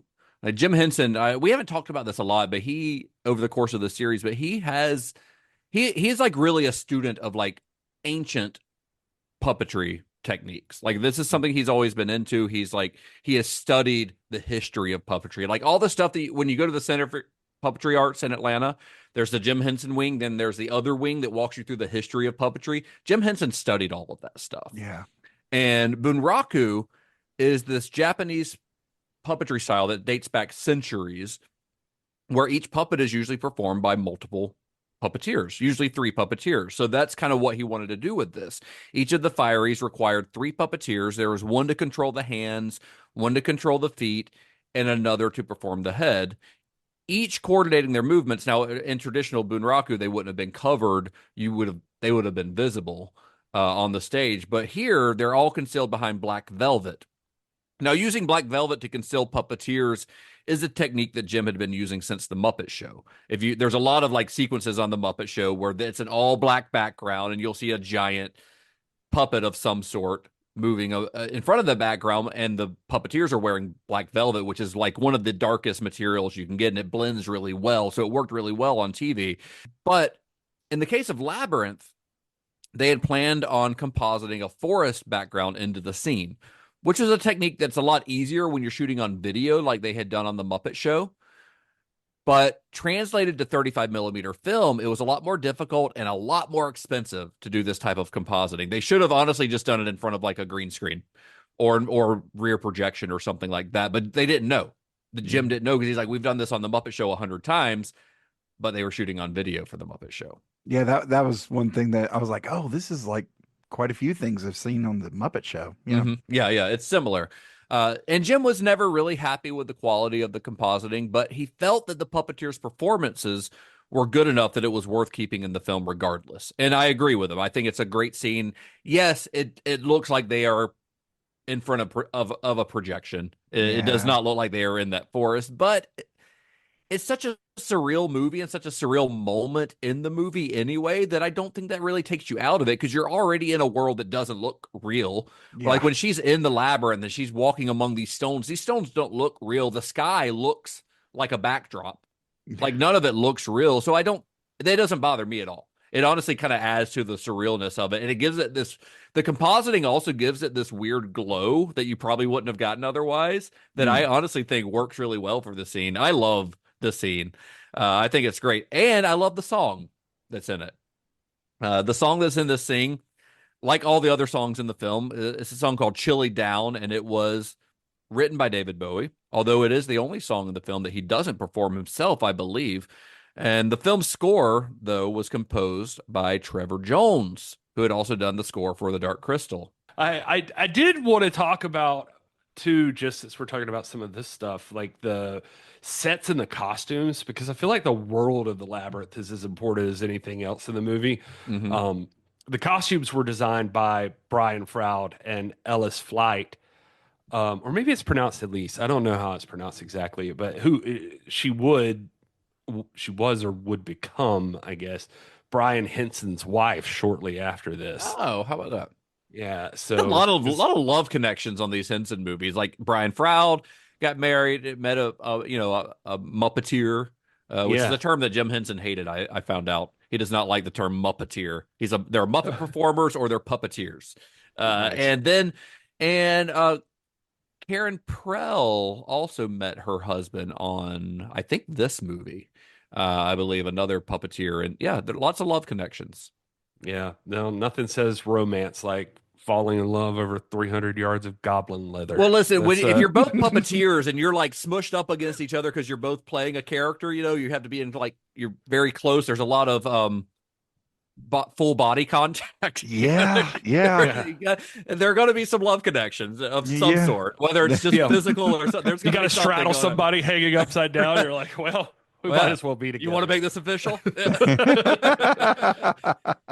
I did want to give Brian Froud at least Flight some credit because I just think they deserve a lot of credit. In fact, they won a Saturn Award for costume design. Costumes. So nice. Yep. So they did get some. Per Froud, he talks about Hoggle's design was a mix of, when they were putting them together, like a mix of Goblin and Snow White. And they talks about like the jacket that he wears, like the swirls on it, are a reference to the Mystics from the Dark Crystal. And when you see the back, there's a face in there that they designed, like weaved into the jacket. And that comes from him loving medieval manuscripts and art. And there's always like faces peering out at you. I also think he's like contractually obligated to include like demons in everything he does or something. But there was other little things that I just thought were neat that they would point out through the commentary, like little visual tricks they use, like Toby's little romper suit that he wears. The reason it's striped is a reference to Alice's striped socks from Alice in Wonderland. It always makes me think of the baby zombie from Dead Alive, which obviously came after this. So I wonder if Peter Jackson did that on purpose, because it's the same color too. I think white and red. Isn't it? Yeah, that may be. I think so. It also they pointed out too, just that help Toby stand out amongst all the other things around him. Yeah, that's made true. Him like a distinctive, he's a distinctive visual. Nothing else is quite that color, and yeah, that's a good point. He does pop, and it works especially when they needed to make like puppet duplicates, because David Bowie's apparently gonna yeet babies like a Broadway Targaryen, like 30 feet up in the air, and just like try to catch them. So they were like, we should probably get a puppet for that, I guess. In fact, actually, Brian Froud's like, hey, let's not throw my child 25 feet in the air and let a goblin catch it. In fact, the wardrobe supervisor was a lady named Betty Adamson, who had been a part of Henson's crew since the Great Muppet Caper, but most notably was the wardrobe. She was over all of wardrobe for all of the Christopher Reeve Superman movies. She actually ended up hand making that romper because they try to buy some just striped rompers for the kid, but none ever like matched exactly. So Betty Adamson like handmade all of these.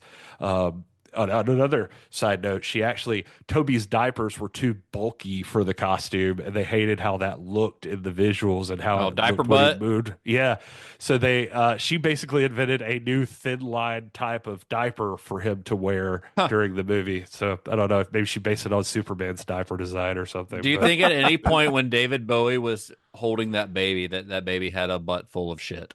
It feels like it's likely, but I don't know. But Bowie's got kids, so maybe he was used to it or something. Yeah. So you also mentioned the production design on this, which I think is incredible. Yeah, I was going through there, like just one last thing about the costume thing. There was a funny story that David Bowie's his necklace that he wears has this little goblin emblem thing that, I don't know, it's whatever it is. Brian Froud was carrying that through the airport, and he got stopped because they thought it was like some kind of terrorist symbol or something. And so he told a story about that. When they found out what it was, everybody was fascinated. So that he was still hung up in the airport because everybody was just like wanting to look this at flight it because of it.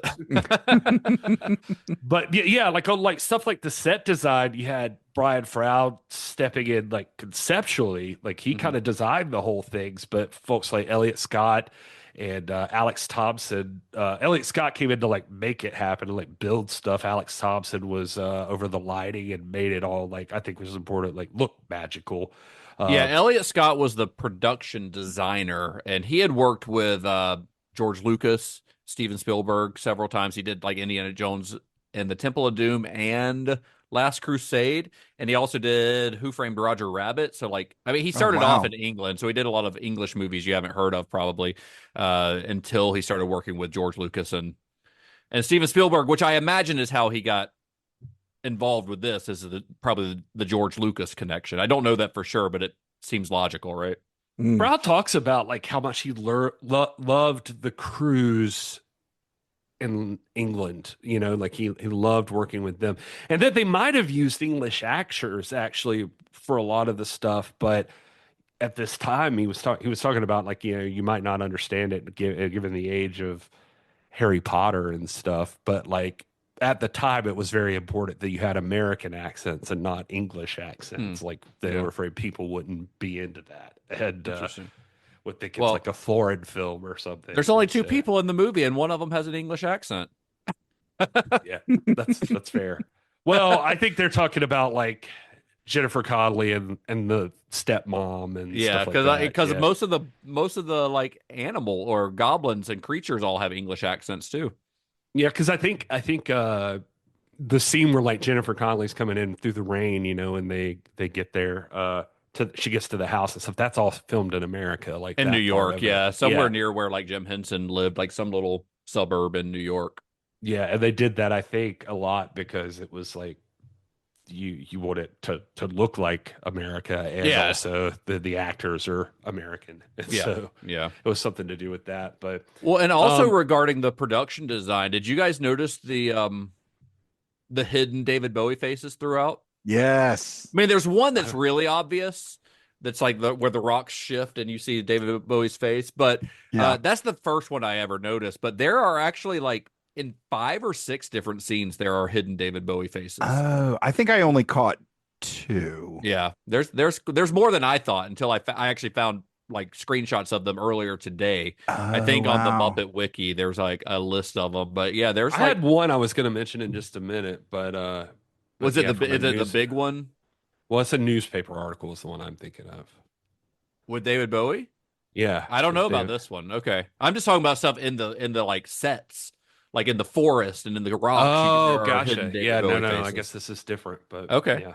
But no, you know, I meant to mention this earlier when we were talking about it. Like I was jotting down scenes that were like important to me or like that I have always remembered, but the tunnel, the shaft of hands was definitely one of them.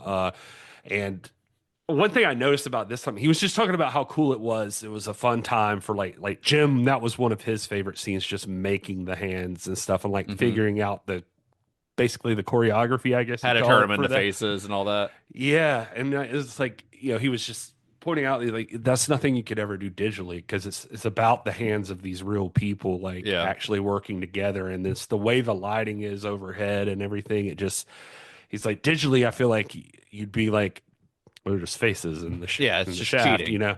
Yeah, but like because it's hands, it like makes it like more wicked, you know, like just them forming all the things. Right before that, though, one of the scenes that I've always remembered for whatever reason that stood out to me, and I loved it, was the double-headed gatekeeper guys. Oh, I love that. The 4 guards, yeah. And that feels like one of those scenes that definitely is like a Terry Jones thing, right? Like the riddle feels like a Terry Jones joke. I think he's mentioned that. Froud does say like he actually designed them, that, you know, that the idea specifically came from, he was like, you know, one of the simplest puppet tricks in the world is the fact that you're making them peek over something. And he was like, and I was just like there one night and just like, what if they peeked upside down from under something? And then he's like, and when I started to draw it, and I just started picturing like, oh, these are like 3D playing cards. So that's what he was going for, basically. And he kind of loved that. So yeah. I don't know. I think it's just one of those things that adds to making this thing like a choose your own adventure book while you're on acid or something. Like it's such a clever little scene. Like the way that she figures it out is really clever. I think one thing that's interesting about the character of Sarah is that she's dropped into this world of weirdness. And she just, because she lives so much of her life in flights of fancy, like in her own little fantasy world, being dropped into a world where everything is crazy. She never like questions it. She's just like goes along with it. You know, it's never like like when Hoggle comes up to her, she's never like freaked out by him. You know, she just accepts it. I'm in this weird fantasy world, just like I've been in my imagination all this time, and I'm just gonna go with it. So, and it's a really interesting. Because so many other movies that would drop somebody into a world like this would spend a lot of time with the character like freaking out, exposition or something. Yeah, you know, getting accustomed to it. But she's just like, no, this is like what I've always dreamed of. Like this is the world I want to live in. Yeah. Even with the little things like turning the stone, like where she's trying to like mark her directions, she just like kind of gets frustrated at it. Yeah, she's just annoyed by it. Oh, when she meets the worm, she's like, did you just say hello? She's not like weirded out by it. She's just like, did I hear what I think I heard? And she just rolls with it. The weird guys there that like are those door knockers or whatever. I don't know. I think I always dug they were like these like little stoner philosophers or something, and they failed out of college and now they're leading to a saw trap or something. I love the door knockers, and I also love the scene where she's going down the hallway and the faces and the stone start talking to her, and her and Hoggle like, you know, had the back and forth. That's another like. The jokes in that scene are very Terry Jones to me. Like they're very Monty Python-esque. It's just like there's this like level of intelligence to the jokes, that and the four guards riddle, that feel very, very Monty Python to me. You know? Yeah. I also love that he says there like when she falls down that shaft that like, you know, she lands in the room and it's said in the script, it was just like she's in the what is it, the obulette or something, and it says that David Bowie even has the line like, oh, she's made it to the obulette, and Froud said they're all like reading this and going like, what the hell's an obulette? What the hell is that? Terry Jones is too smart for us. They're like, now we know, I guess. But he was but to the worm, that was definitely a Terry Jones thing for sure. Yeah, they said that Terry Jones had put that in, and they were like, that's straight out of Monty Python or something. Just that whole interaction, and they were and describing that scene was just kind of neat to me because I guess I had never considered it, which is the point. But they talk about how that worm is like really colorful because. What ends up happening is like the close-ups of the worm were done with like a larger puppet, like a hand puppet, yeah. Which is Karen Prell. That's who plays the worm there. But a hand puppet and then a finger puppet. Yeah, and it's like so when it wide shots, it's like he says it's so colorful because then it helps it pop like in the scene in the wide shots. Yeah. And so it feels like it's there, and then it just all feels like seamless, like it's just alive and just there. But it's I just fully thought it was believable. cool. Like even when they show the close up of it and it's the bigger puppet, your brain makes you believe that it's a normal, like a worm-sized worm. Yeah, you know? that wasn't even a thought. It wasn't even a thought to me watching it. It was just It's just did it really well. It came off practically seamless. Yeah. I mean, that's the idea of it, and. Oh, he seems like he had a really good time with this movie. Brian Froud does, but and he also has stories about how many sparkles. Just I don't know what the glitter budget on this movie was, but just talking about every day there were like so many sparkles delivered to the set. And he also has a funny story where he was talking about Sarah's room and how it's essentially filled with loads of influences from the movie, like Escher poster on the wall. I mean, there's a statue of the Goblin King on her desk. Yeah, well, I was going to get to that, but there's the Wizard of Oz is there, basically book Where the Wild Things of every character. There's a Judge Dredd book there, which I'm still trying to figure out what the connection to Judge Dredd is in her fantasy world. But on her bookshelf, there is an enormous hardcover Judge Dredd book. Yeah, that's really weird. Do you think somebody on the set dressing team was just a big fan of like 2000 AD or Judge Dredd comics or something? Must have and just stuck that in there. But then you've also I think there's a record that's like the Slasher Machine or something. Machine. Yep, that's what it is. I couldn't remember the name of it. Yeah. Yeah, well, essentially, like every character in the movie is somewhere in there. Yeah, in the room. But if you look close enough too, there is a newspaper article in the back that is about her mom, who is an actress, and she is with, like, cuddling close with an actor who it says in the thing is like with actor Jared something, and they're very snugly, but it's definitely David Bowie. Really? And, I didn't notice that. I didn't catch that. That's which fun. leads to, that's interesting questions. Like, canonically, I guess Jareth might be her mother's boyfriend. Well, yeah, I mean, I think it's pretty clear that everything that happens in the movie is within her imagination. Like she conjured all of these based on things that she's seeing, whether consciously or subconsciously in her room. Although that doesn't explain the ending when they have the big dance party in her bedroom, which is fun, but it doesn't make sense. I guess in your imagination, everybody. Maybe she was just imagining them all coming back. Yeah. Maybe that was also in her imagination. Froud does point Sarah's out, maybe Sarah's been in a coma for 4 years, and everything in this is just a dream, right? Froud does point out that in that whole room, though, he was like, we had all the influences, we did all the things, and he's like, and at no point is any of the shit in there my shit. So yeah, he was like, so I don't know why that is. He's like, I guess I should have a talk with somebody. That would have been too obvious, though. If they had like some of his concept art on the wall or something. Like, come on, that's a little too on the nose. His wife Wendy was involved too. By the way, we mentioned her, and she was part of the reason, like Kira or whatever from the Dark Crystal looked the way she did and that whole thing. But she designed like the fairies, for instance, which was nice to see the fairies, since Froud's obviously like had all the fairy stuff we mentioned when he first came on board. But she did that. So just cool stuff I wanted to make sure got mentioned. Yeah. Well, shooting on Labyrinth wrapped on September 8th, 1995. It was set for release the following July. So they've got almost a year of post-production until release. And despite a robust marketing campaign, the film failed to captivate audiences, and it opened at 8th place at the domestic box office its first weekend, losing to the likes of The Karate Kid Part 2, Top Gun, and Ferris Bueller's Day Off. And word of mouth did not help it fare any better, and by week 2, it had dropped to number 13, bringing in just $3.5 million that weekend. That's rough. The movie's poor performance caused its distributor, TriStar Pictures, to pull the film from theaters after only 3 weeks. And by the end of its run, it had made only $12.7 million in the U.S. That amount wouldn't even cover the cost of Bowie's crystal ball handler or the glitter sweeping union they had to hire. There it is. That was worth it. Okay. There was a crystal ball handler though.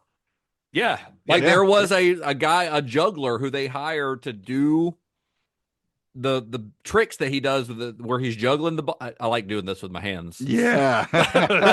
you only get that on Cinema Shock Plus, so.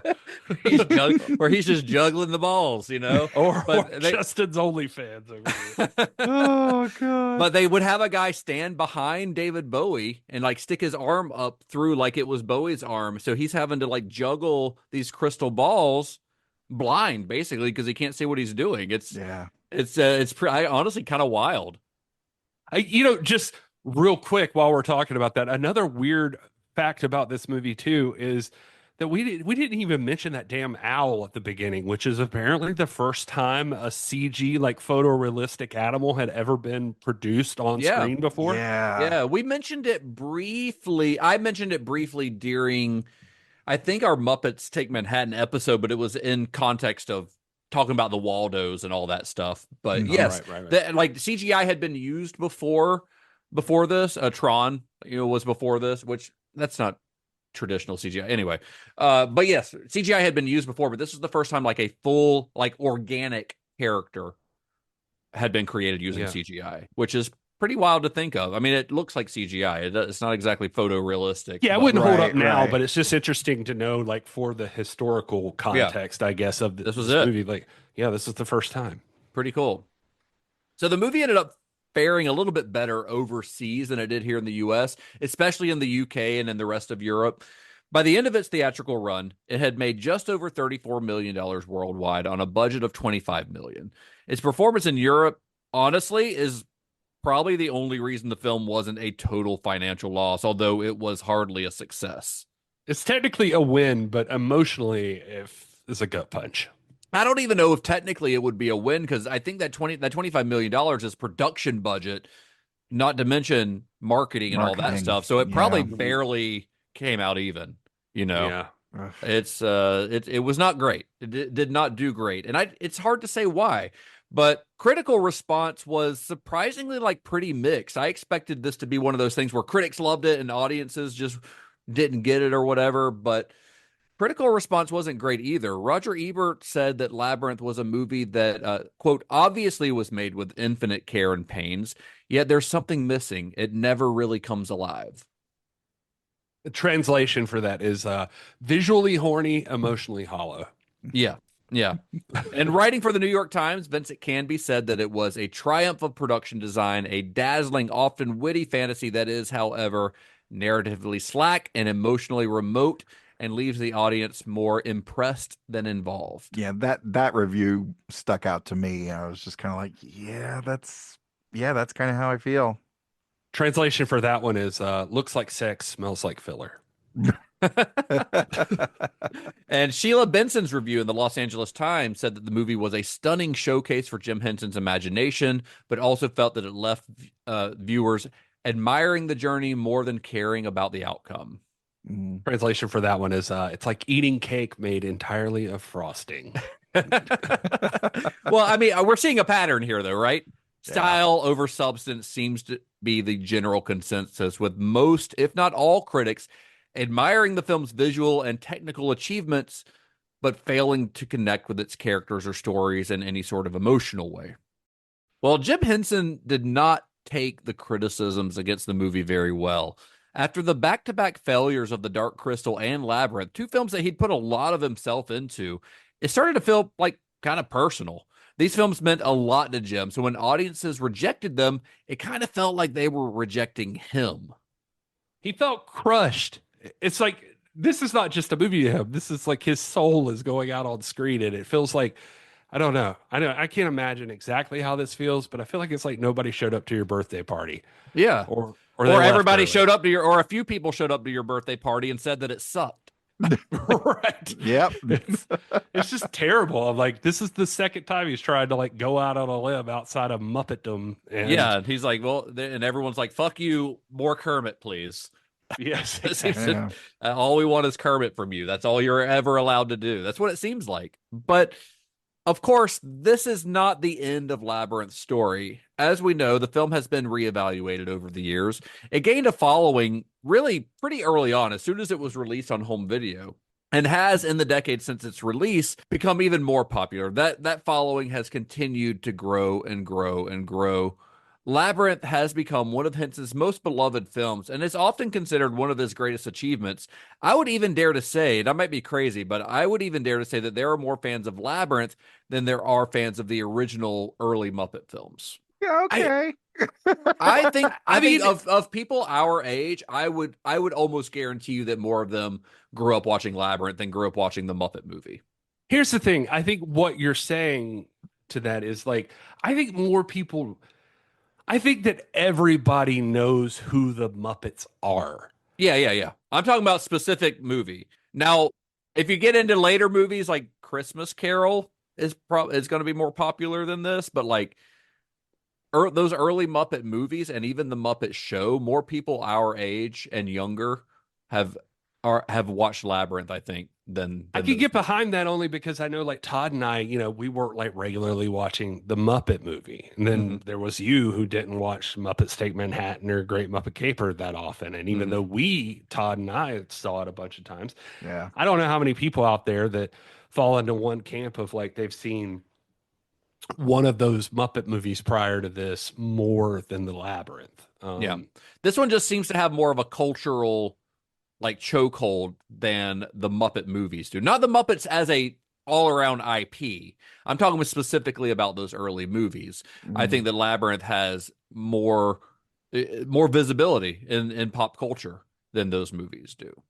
So a lot of the criticism that was directed towards this film, like in those reviews by Roger Ebert and all those guys that we discussed, was that the film was incredible to look at, but that there wasn't any real emotional attachment to the character, specifically in the character of Sarah, which is the one that the audience is really supposed to like see this world through, right?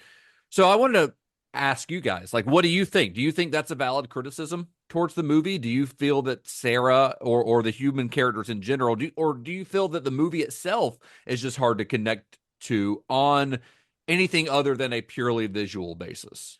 I think one of the things that stuck out to me was like right off the bat, the pacing feels really fast. And so I don't know that we get enough time with Sarah interacting with the parents. And I don't know that we have enough time to really get on board with Sarah before she's in the middle of the labyrinth. Mm-hmm. So that could be, in thinking about myself, I don't want to, answer for anybody else, but like, I could see that being an issue for me. Like one of the reasons I'm not as keen on this movie. Just it's, and don't get me wrong, like it's very quickly paced. And even though it's still a little over 100 minutes, but there's a lot there. And I don't know that we really have the time to get on board with her character to be able to identify and really support her being the protagonist here. But you're still with her throughout the entire movie, so there's still time for you to become attached to her. Yeah, but I feel like we should really be on board before that. Like for all of this stuff that she endures in the labyrinth, I feel like it's important for the audience to really be on board with her and her plight before any of that happens.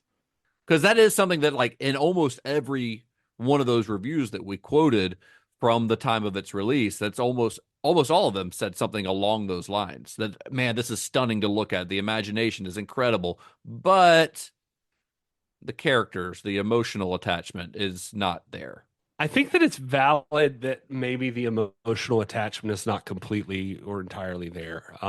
But I think that's also not what I'm looking for at the same time in this movie, which is weird, I guess. But I don't know. I like some of this is so stupid, I guess. But like because you made me watch all the fucking Jodorowsky movies and the David Lynch movies and everything else, like sometimes vibe is everything to me now. And and so when I watch like a movie like this, well, I think of other fairy tale type movies that I think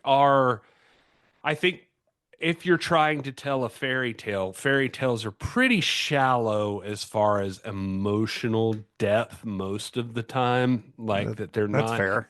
Yeah. And even with Sarah, I get enough about her that I'm like, okay, this is Wizard of Oz. Like it's Alice in Wonderland. It's it's a girl who is confronted with having to grow up and be mature, but also still has an imagination and wants to explore that and wants to still live in a dream world and that kind of thing. And so she gets sucked into this adventure, and so I guess for me, that was enough. Like I'm watching it and I'm like, this is fine. She's here and she's doing this thing. And then the whole vibe, the whole, like everything she experiences, like the world that she goes to is just so incredible to me. Like it feels real. Now that's another thing with Jim Henson. Like as we've been talking about this, and it hit me with this one when we were talking about The Dark Crystal, with no human characters. I do think that that's a problem. I think that that's one of the biggest problems with Dark Crystal because I mean, since we started this series, I talked about how I thought the Muppets were real. Like I thought the Muppets were like a race of people that like existed in the world. And I think that that's part of the magic of what Jim Henson does. And it feels real, but I think part of what, hopefully I'm making sense, but I think that part of what makes that more magical to me is when there are humans involved in it. Well, because the people on screen, the humans, believe that these characters exist. Yeah, so it and just like therefore adds it helps to to you. Yeah, exactly. Yeah, and so Like it just makes the whole thing more real. So whereas the Dark Crystal couldn't do that for you, Yeah. this movie definitely does. Mm-hmm. And it just had enough in it that has stuck with me since childhood that like I think it resonates to a kid where it needs to. And even now as an adult, I can watch it and just be like, oh, it's a simple fairy tale, but it looks pretty fucking incredible. Like, how did they do that? And like, or just, just I'm drawn into just, I don't know. I think it still works. I think it does exactly what he intended it to do. And I guess that's not the populist consensus, but it's just, for me, it still works. I think it wasn't the consensus of professional critics at the time. I think there are a lot of people now who would probably agree with you. I mean, I can see where the critics are coming from. Sarah's not the most interesting character, and she's not particularly likable when we first meet her. She's kind of a brat. And not like in the cool, like Charlie XCX way. Like she's just like a brat. She just says, it's not fair all the time. And it becomes a thing to where even David Bowie, I think, comments on it in the movie. Yeah. And that's like one of those phrases that is like nails on a chalkboard to me when people whine that it's not fair, especially considering like she is clearly living a fairly privileged life. Like she lives in a very nice house, parents who care about her. She's got so little worry in her life that she's able to just fuck off and play make believe in the park or whatever on an afternoon. But to be fair, to be fair, that feels like that's exactly what he's commenting on. So it's like, it's highlighted. You know what I mean? It is. Yeah, you're right. You're absolutely right. And it should also be noted that we haven't mentioned this, but in the original screenplay, with Terry Jones's original draft, she didn't actually wish for the Goblin King to come take her brother away. He was stolen from her against her will. There was not like, I wish that the Goblin King would come get you. He was kidnapped, and that straight up kidnapped. And I'm honestly not sure why or when the decision was made for her to wish him away, because it really does make her a little like much more unsympathetic. It's like, you played yourself, like you fucked up, and now your brother's been kidnapped because you wanted it to happen. Had Toby just been kidnapped, she would seem more heroic in her journey to find him, as opposed to what we have, which is her just trying to fix a situation that she created. See, to me, that's more real though. Like there are times that you wish somebody would like, oh, I wish you would, that whole thing. And then, or that you've thought something in your brain that you don't say out loud, but to me, it's, I don't know. I found that a little more realistic this time, that I'm like, yeah, you're a little brat. You're going to say some shit like that. And then it's like what you do about it. Thinking that it's inconsequential. Yeah. You're just talking shit. Well, and then now something happened. Mm-hmm. And it's like, okay, are you gonna do something about it, or are you know what I mean? Like she could just be a whiny baby, but she decides like, oh, I fucked up, and I gotta take responsibility. And that was actually going to be my next point, because her being a brat at the beginning does thematically work for the film's benefit, because this is overall this is like a coming of age story. This is about Sarah learning to grow up and take responsibility. And yes, she made a mistake. Now she has to live with the repercussions of her decision, and she's the only one who can do anything to make it right. So she is forced to kind of grow up and like get out of her own head and do something to fix this situation that she created. Yeah. So it does, her being had she not been a brat at the beginning, she wouldn't have that sort of growth, and it does make her hard to like at first, but then she's like, yes, I'm going to just, like, she doesn't think twice about it. Like when he's gone, when Toby gets kidnapped, she immediately sets out to save him. And she doesn't think twice about it. It's like, I goofed. Whoops. I fucked up. Now I got to fix this. So I do think that it actually gives her character an arc that a lot of those critics at the time weren't giving the movie credit for.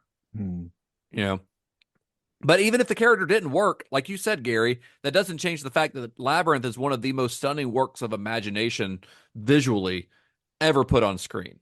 I mean, I think Jim Henson did exactly what he set out to do, and he learned from all the mistakes that were made with the Dark Crystal. Sarah might not be the easiest character to connect with at first, but I connect with her a hell of a lot more than I do with the freaking Gelflings from the Dark Crystal. Yeah. You know, with their lifeless doll eyes and that the uncanny valley thing that happens between the viewer and the character. Yeah. And of course, there is a lot more humor here. I mean, the biggest problem with the Dark Crystal, one of the biggest problems with it is that it's just not very fun. It's just not a fun movie. There's no fun to be had. There's no sense of like playfulness, which is what you love about Jim Henson, right? You love the playfulness. Here he balances there is a darkness to Labyrinth. Obviously, there are some dark themes here, but he balances it with a playfulness. I mean, it's got silly moments. You've got characters like the Worm or Sir Didymus, or like pretty much everything Sir Didymus does is funny. I mean, one of the villains' biggest moments is a dance party. Like literally, like the most popular movie from this, the most popular song from this movie comes from the villain just having a dance party with his pals. Like the movie knows when to stop and have a little bit of fun. And I don't know. I think that a lot of that humor, like I mentioned before, feels like it comes from Terry Jones, even though the final film isn't quite what he had in mind when he wrote it. I think his involvement helped the film a lot because I really think it's got a very distinct sense of humor. It's weird because to me, at least this time around, I look at it very much in the theme of a girl trying to deal with becoming a woman. And I mean, sure, you can look at that as like, if I'm gonna be silly, Gary, and I want to talk about fucking, yeah, I can mean it that way. But I just generally mean in just growing up. Yeah, learning that you can't just like daydream all day, and you do actually have to have responsibilities, like watching your little brother once a week so that your parents can go out on a date. And the thing is like, there's so many points in it. I mean, even the door knockers thing, it's like left turn, talking door knockers, right turn, existential dread, and then the middle path is David Bowie, I guess. But it's like she's having to struggle with taking responsibility for her actions and or just living in fairy tale land or whatever. And he's seducing her with, well, you can live in this land. And the ballroom scene, for instance, is like, oh, but this is the magical place you want to be. The Eyes Wide Shut Junior scene that they're in together. But which was that was inspired by, like, Jim Henson held masquerades at his house. Like, I think for like 3 years before this, he had done these big masquerades. And of course, they've got Muppet builders creating masks, so everyone comes in these big elaborate costumes. But that was actually inspired by something Jim Henson actually did, that masquerade ball. Yeah, that's interesting to know. Because there was a point where I had written down, like, Labyrinth's the only movie where the moral is don't grow up, don't fall in love with glam wizards, and definitely don't give your baby brother to rock opera demons unless you want that smoke. But yeah, but it is the same growing up. But it is about growing up. That's the thing is like, yeah, but she does decide that, like, her family's most important, like taking care of her brother is most important. She's responsible for him, so she's going to go get him and she's going to bring him back, even if the other stuff's that appealing. That she's still going to do that. At the end of the movie, even I think it's even personally that it's even deeper than that. That fucking David Bowie's like dead at the end. There's an owl sitting outside our window, just like waiting on her, knowing that this very situation is going to pop up again, and I'm going to be here waiting for you to fuck up. Yeah. Because it's like, you're going to think about it one more time. You're going to consider, like, I don't want the real world. I want to just live in a fantasy. Yeah. And, but it's also not about abandoning your sense of imagination, because Jim Henson, of all people, is not going to tell you to not imagine, no matter how old you are. And I think that's kind of where her dance party with her friends comes at the end, where she tells Hoggle, I want you to still be here throughout my life, basically. Like that's her saying, like, just because I know that I have to take responsibility and I have to grow up a little bit, it doesn't mean I can't indulge in my imagination as well. You can do both. You just have to learn when the time is right to do one versus the other. It's tough. It's a tough thing because I guess could it be better? Sure, I guess. If you, I don't know if it's like the script. I don't know how many more times you need it reworked or whatever. But it's like, I suppose, but I'm like, I feel like this is a perfectly balanced movie for like the kids and adults. Like because I know a lot of people that are not, I mean, we're fucking dorks, dude, but like most people our age are not going to sit around being like, I really got to see a Muppet movie. But you could get a lot of people our age to be like, oh, Labyrinth. I remember that. That was cool as hell. Mm-hmm. Yeah. Like, let's. David Bowie. I feel like I feel like it has exactly. And I'm saying that from the POV of a person who has movie night every week with my friends, and none of them give a shit about me picking a Muppet movie. But when I pick Labyrinth, they're like, oh, hell yeah, let's do Labyrinth. That sounds fun. Because it was kind of weird and creepy. And it's and David Bowie. And David Bowie. So, which is always a selling point for people on this movie. Yeah, and so it just has like an edge that a Muppet movie doesn't have. Right, and also on the Muppets, and as much as we love the Muppets and we've talked so much about their construction and how innovative they were at the time, they're still like puppets. You know, they're still fairly basic. Even the more complicated ones, they're still like they still feel just like puppets, whereas these are creatures, right? These are the Jim Henson Creature Shop creations. This is Jim Henson taking things to a whole new level, even past what they had done with the Dark Crystal, which was incredibly impressive. But I think they even take them to an even higher level here. And I know that we say this a lot about movies that utilize practical effects, but there is truly something special about knowing that these are physical characters interacting on a physical location. Like there's a weight to these characters. I can't ever get over that. Yeah. Watching like Jennifer Connelly was on set talking to Ludo. Yeah. Like that happened. Yeah. I know that like CG must be so much more simple and cheaper and all of that stuff, but there is something still to me that like when I even threw it on this morning, I just meeting Hoggle and him showing her how to get into the fucking labyrinth. Like that whole thing, I'm like, that is a fucking place. Like that is so magical. Like, I don't know another way to put it. Somebody built this with their hands. And if someone could do a shot-for-shot remake of this movie using the latest and greatest CGI available, and it would not hit the same way because it would not feel tactile in the way that this movie does. Yeah. It would lose a lot of its personality and a lot of what makes it special, which is knowing that these are physical things interacting with each other. Even though it might have taken 3 guys to like control this one thing, but it's still something physically there on set. When a light is hitting Hoggle's face, those are not pixels that are painted onto his face. That is a spotlight sitting there offset hitting his face. And even subconsciously, you as a viewer understand that and you pick up on that. We'll go back to the worm. I'm just thinking about like, okay, I knew Gary bingo card moment so that you don't feel picked on, Todd, is like let's imagine all the times I say AI or something about AI, but like I am obsessed with AI, but like there's that fear of like, wow, it's like filling in for a lot of things that you don't have to think through, you know, and like people are talking about that. I guess I think of the same thing with like the worm in this movie, just the thought that went into how to make that more real and physical and like actually there is a thing you would not have to think about now. And just even to the extent of like the texture of the walls that surround the labyrinth being brick, and that there's a brick that the worm sits on, and that like there's ways to make that brick play into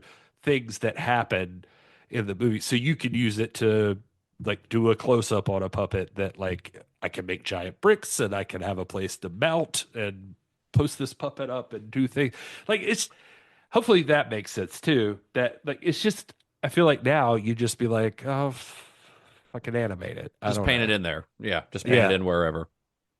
Yeah. And I kind of hate that audiences didn't embrace this movie when it came out, because I hate the idea that Henson would have ever seen it as a failure, because to me, it's not a failure in any way, shape, or form. I think it is a culmination of all of the innovations that Henson had been making over the previous 3 decades. I think this is Jim Henson being allowed to show his artistic side, his experimental side, like his love of ancient puppetry, like with the Fireys, his sense of humor, and his optimistic view on life, all in one package. I think this is like maybe Jim Henson's masterpiece. I think this is his masterwork. I think this is everything that he does well rolled into one package. And I really hope that he was able to see how much people loved it before he passed away. I'm not sure how quickly it took to catch on, but he lived for another 4 years or so after this was released. And I hope that at some point he was able to be like, hey, people are like watching this on video and loving it and feel some satisfaction in that. I hope he had that too. And there's a reason that it carries on and gets a 4K release where, you know, other stuff doesn't. And I don't know that you plan it this deeply, but if I'm going to give credit to anybody here, it's you for like, we pick out the like series that we do, and you bring up a lot of good ideas. I've had a couple in there, but like, I feel when I was watching this movie, I really was like recalling doing series on, I've already talked about David Lynch, just the vibe thing. And like, that was clearly an important part of Jim Henson's journey and like his early like short films and that sort of thing. But also in his own way, this brother is Jim Cameron. Like he is like just innovating and just like making things. And it's just incredible. It makes you wonder like where would you have gone from here? Like, it's just, you watch this stuff and it's like, I know that that's not everything as far as when you're making a movie, when you want to talk about the specific, like in the context of that specific experience of that movie, but still cool. It's still like a big part of it. Like it's part of what you want when you know you're watching a Jim Henson movie. You want that thing. And well, I think it in this. I think it even speaks to the reviewers who don't necessarily like the movie. If they don't like the movie, there's nothing keeping them from skewering it in whatever publication they're writing for. But looking at, even if a film that they don't like is technically good, they're going to just set it ablaze. But the artistry here and the innovation with Jim Henson is so high that even if they don't like the movie, it's sort of at minimum balance. They can't help but at least they can't help but it looks great. Appreciate it. Yeah.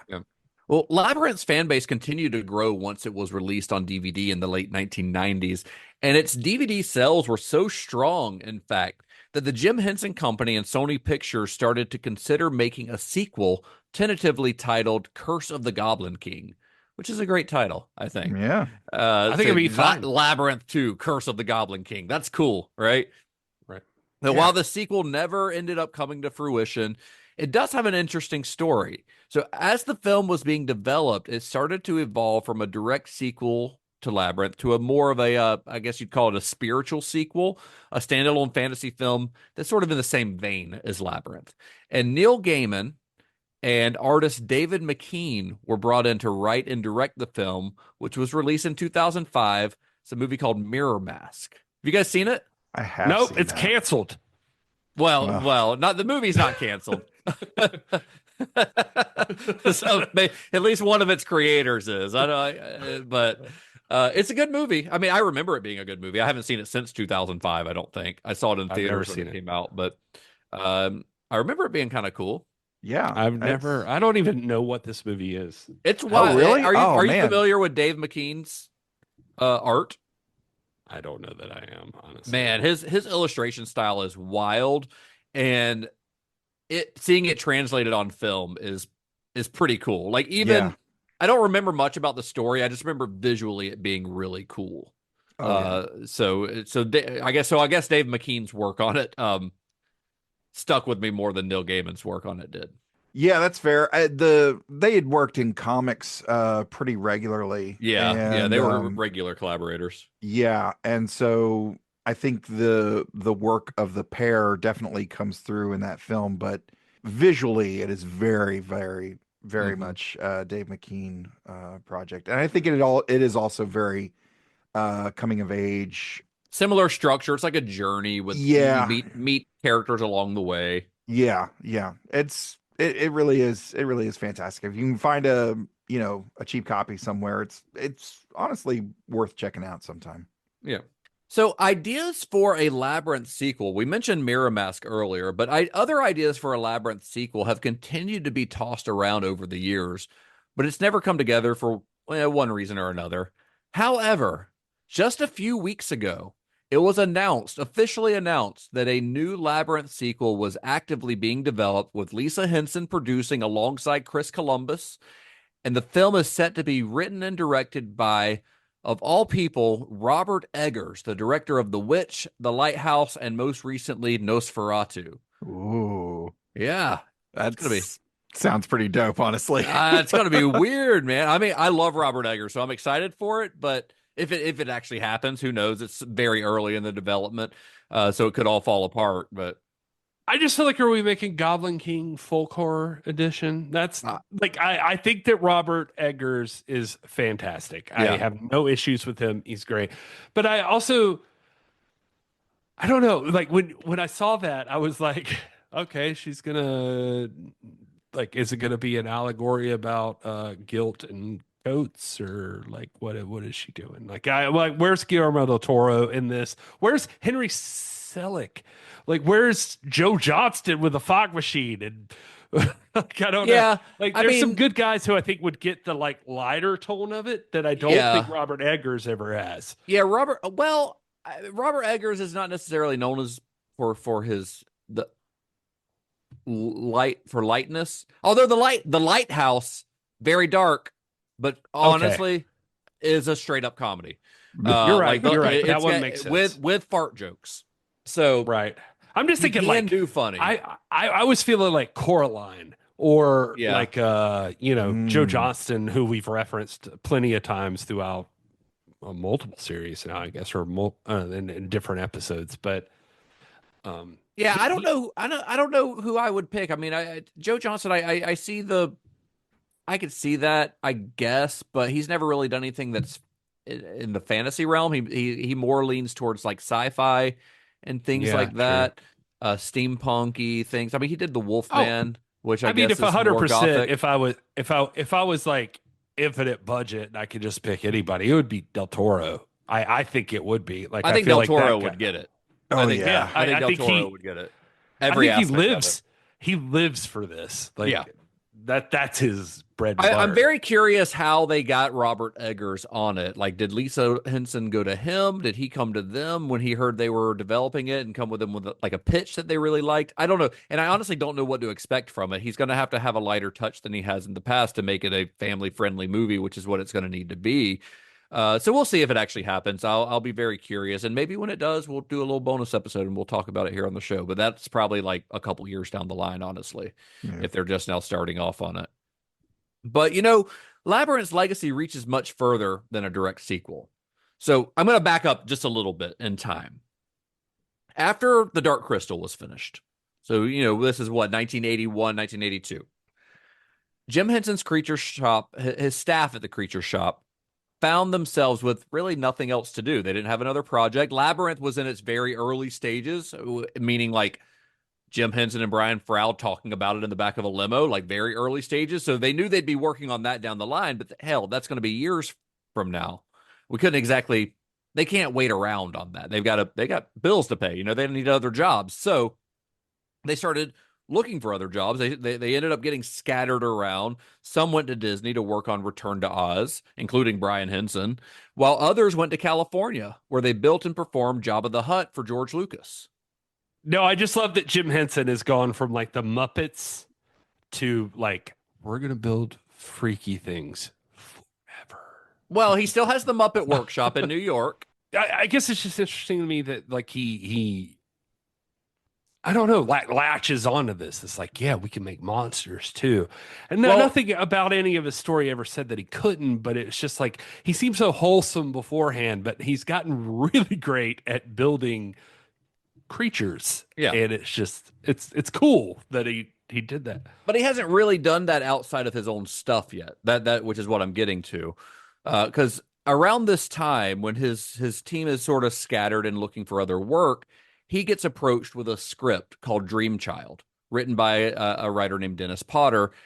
And this script is a faux biographical drama about Alice Liddell, which was a real life person. It's the little girl who inspired the title character from Lewis Carroll's Alice's Adventures in Wonderland. So in Dream Child, Alice is old. She's an old lady, and she's remembering her time in Wonderland and these kind of grotesque versions of the Wonderland inhabitants, which we see through flashbacks. And the Henson Creature Shop seemed like the perfect place to create these creatures, which included the Griffin, the Mock Turtle, the Mad Hatter, the Dormouse, and the Caterpillar, all of which are rendered as pure nightmare fuel by Henson's team. If you have seen this movie or even seen photos from Dream Child, like the Mad Hatter is the stuff of nightmares. Oh, like he God. really, like the March Hare has like big, pointy, like teeth. It looks like he has rabies. Like they are scary looking creatures. Spoiler alert for those not on Cinema Shock Plus, but if you took Justin's pick, Alice in Wonderland, and you were like, what if Alice was sad and old and haunted by her own trauma puppets? Yeah. I remember watching this movie as a kid. It's so weird. And being like traumatized by it. I haven't seen it recently, granted. I did look I haven't up seen it stuff recently about it. either, yeah. Yeah, but I remember seeing this, and the Mad Hatter looked like he crawled out of like if fucking Tim Burton had a panic attack or something, and the Dormouse, that was the sleep paralysis demon that we referenced Right, in. yeah. And the Griffin came straight out of Hellraiser. The Caterpillar. Oh my God. Yeah, they're scary looking, but very cool creatures. So these were created by they ended up being created by a few of the guys from Jim Henson's team. And they are credited as, it says on the screen, creatures created by the Jim Henson Creature Shop, which was really the first time that had been like a thing, So, on The Empire Strikes Back, they got hired by George Lucas. Henson's team had kind of worked side by side with the Lucasfilm crew. But here, for the first time, they were fully responsible for the creature effects on a non-Henson production. So they're setting this new precedent. This is something we can do. We don't have to just wait for Jim to have another movie. So this is something that where his people they can be working all the time and keep they can work together, the same people working together all the time, because you don't want a new team coming in on every project, right? So after Labyrinth wrapped, Henson was determined to not let the Creature Shop go dormant again between productions. He wanted to keep the band together, basically. So he installed a permanent staff at the shop, which was led by a guy named John Stevenson, who had been a lead designer on Labyrinth. He's going to run the show there. He's basically the manager of the Creature Shop, which what a cool job title to have. What do you do? Well, I manage a creature shop. We make creatures. What a cool career. And he ran the Creature Shop as an entity that could be like George Lucas's ILM. They could be hired out by other filmmakers who wanted to utilize the talent of Jim Henson and the crack team of designers and builders and performers that he had spent years putting together. And Jim Henson's Creature Shop has, of course, gone on to become a staple in Hollywood for nearly 40 years at this point, creating effects for all kinds of productions, from children's entertainment to horror films. I mean, I think most recently, like the Five Nights at Freddy's movie was created by the Jim Henson Creature Shop. And I'm not going to be the one who cries, but I'm going to say that like Todd seemed like not as into this. And so I'm interested in that because like to me, when I think of I thought of Labyrinth my whole life since the first time that I ever knew it existed. Like I've the same way that I knew the Muppets. Like it wasn't just like a movie. It was like a rite of passage. It was now artistic brilliance, but at the time, like confusion interest in like, what is David Bowie? What are these puppets? What are these things? Like, I remember being a kid and I remember it showing up on like the Muppet Show even. I remember them opening a door. Muppet Babies. Muppet Babies, sorry. Yeah. I remember it showing up on Muppet Babies. Like they open a door and like the labyrinth is happening in the background. And I'm like, what is that? Weirdly enough, I think it was the scene where Hoggle's pissing in a pool, but it was which is like, how you meet Hoggle, by the way. That's his first scene. Yeah. And I'm just like, what even in this? But definitely before we go, I just want to say something that's been sitting on my chest the whole time we've worked on this movie and the whole series. It's like Jim Henson, I know we hope for the best, but I looked hard for this, and I don't think that he ever got to see how much it would mean to anybody. And he will pass, spoiler alert, in 1990. It's like 4 years after this hits. And when it did, it didn't blow up. It didn't redefine the industry. It didn't win any barely any awards, I guess, technically. It flopped. And for him, it's fucking personal. Like, he had poured himself into this movie, not like as a director, but as a visionary.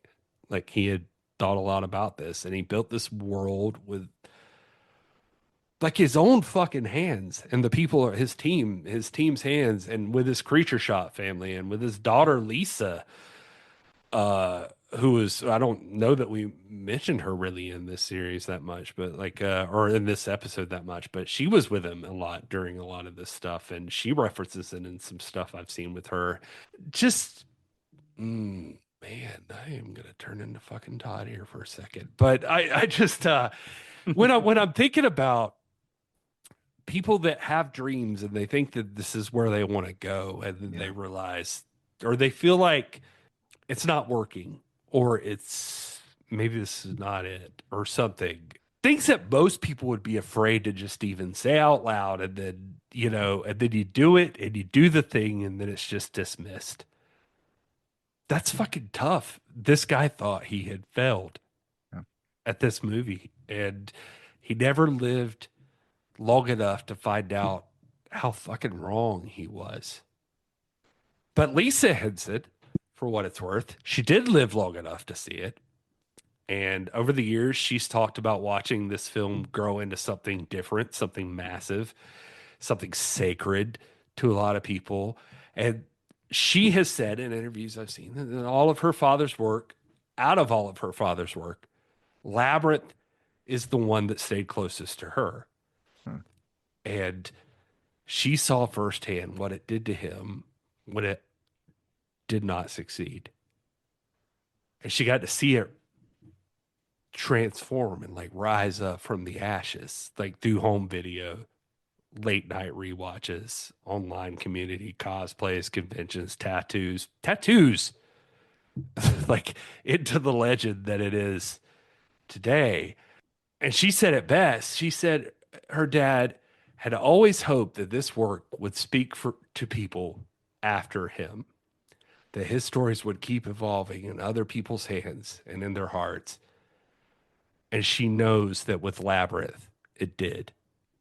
So I just want to say this personally, not as a host or a fanboy or trying to research or something, but as me. But Jim, if you could hear this out there anywhere, you didn't fail.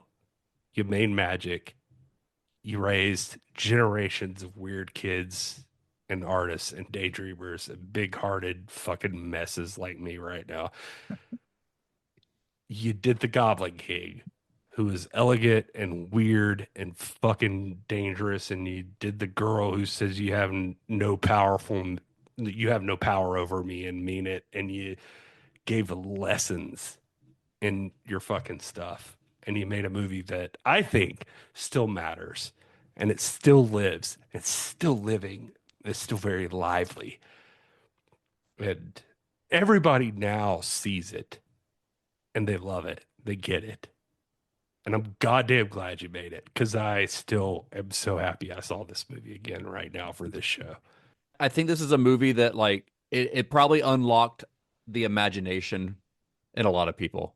Like a lot, like you see this movie and you cannot help but imagine this world. And it's Jim Henson saying it's okay to live a life where you imagine crazy things like this, right? Like that's Jim Henson's legacy.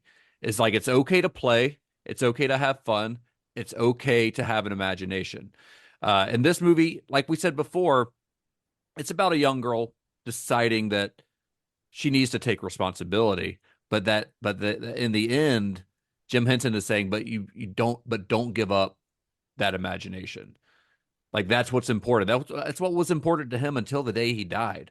And there's so much imagination on display in this movie that yes, Jim Henson, he didn't get to see it succeed, but sometimes your legacy lives beyond you. We're still talking about Labyrinth 40 years almost after its release. We were really not old enough to even see it when it was out in theaters when it first came out. But it's been with us pretty much our entire lives, and we're still talking about it. And people, like I said before, I think this is possibly his most beloved piece of work. It is a movie that feels unlike any other movie that's ever been made. Nothing else in the world, including other movies that Jim Henson made, nothing else feels like this movie.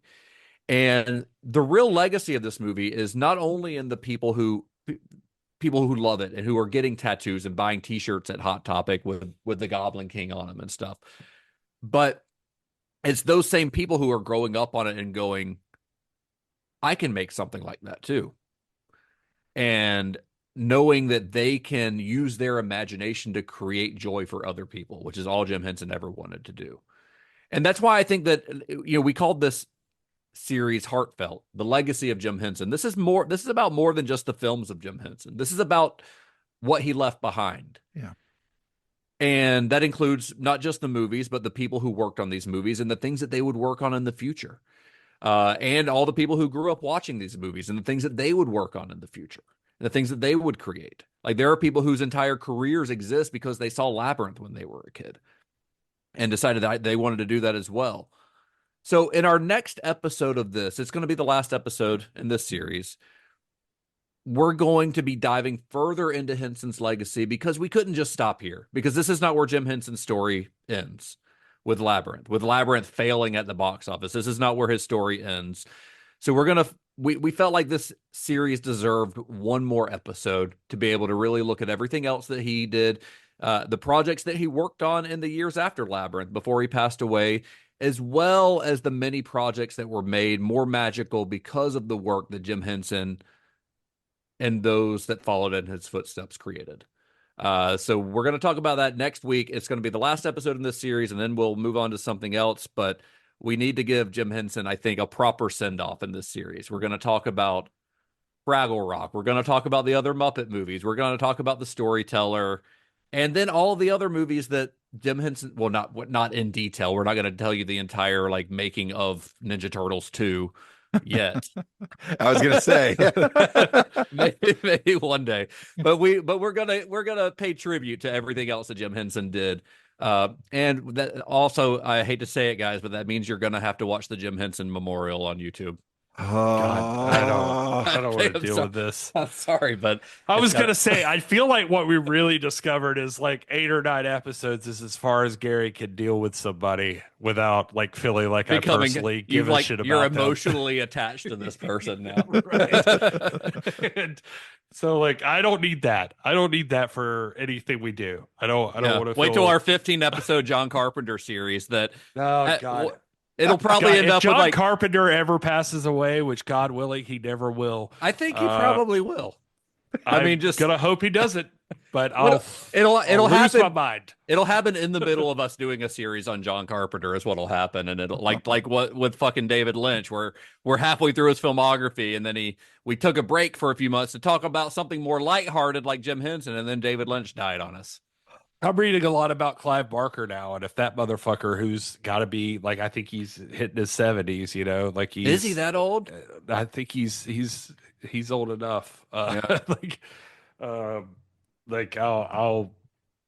I've learned enough. He was born in 52. Okay, that's 5 years older than my dad. So my dad is 60. I don't know. What's that? 68? Yeah. So yeah, he's in his 70s. Yeah. How about that? Yeah. I'm like, that motherfucker's getting up. And as much as I've learned about him, I'm like, oh, I'm going to miss him. Yeah. That's a good dude. But no, I have no regrets except that I had to get emotional on this one. And when Todd wouldn't do it, so I could just cop out. I'm hanging on by a thread over here. But I did stumble upon today some Lisa Henson stuff that really made me like, oh, fuck yourself, all of you. Yeah. We love you, Gary. Yeah. But anyway, yeah, well, I feel good. Jim deserves a proper send off. His legacy continues long after he's gone. Yeah, and still continues to this day. You know, yeah, still continues to this day. So we'll talk about that as much as we can next time. It'll be a little bit different of an episode for us because we're not focusing on a specific movie, but there's still plenty to talk about there. I don't know how we'll do the bonus stuff for Cinema Shock, like further viewing and all that. We'll figure something out. Yeah. Anyway, I think that's enough for this week, fellas. You want to let our listeners know where you can be found on the internet? I'm at This Is Gary Horn on all the things. Oh, and I am at Justin_Bishop everywhere. You can find the show at Cinema_Shock on most of the things. Find us on Facebook, Instagram, Letterboxd, Blue Sky, TikTok. We're on TikTok now. Blowing up. Apparently, people love behind the scenes Muppets videos. It seems so. I didn't know. I hope none of you are listening to this for the first time and seeing me be a baby about Jim Henson. But anyway, you can find us in all the places, including cinemashock.net, where you can find archives of all of our episodes, links to merch, links to our Discord, and of course, a link to Cinema Shock Plus, where you can become a subscriber and get all kinds of bonus content. And that's all I think we've got. Until next time, may the wings of liberty never lose a feather. And be excellent to each other. Everything that you wanted, Johnny has done. You asked that the keys be taken, Johnny took them. You cowered before Johnny. Johnny was frightening. Johnny has reordered time. Johnny has turned the world upside down, and Johnny has done it all for you. Johnny's exhausted from living up to your expectations. No mention of the keys? Yeah, you asked that the keys be taken, Joe. Oh, I missed that. Hashtag Save Sesame Street.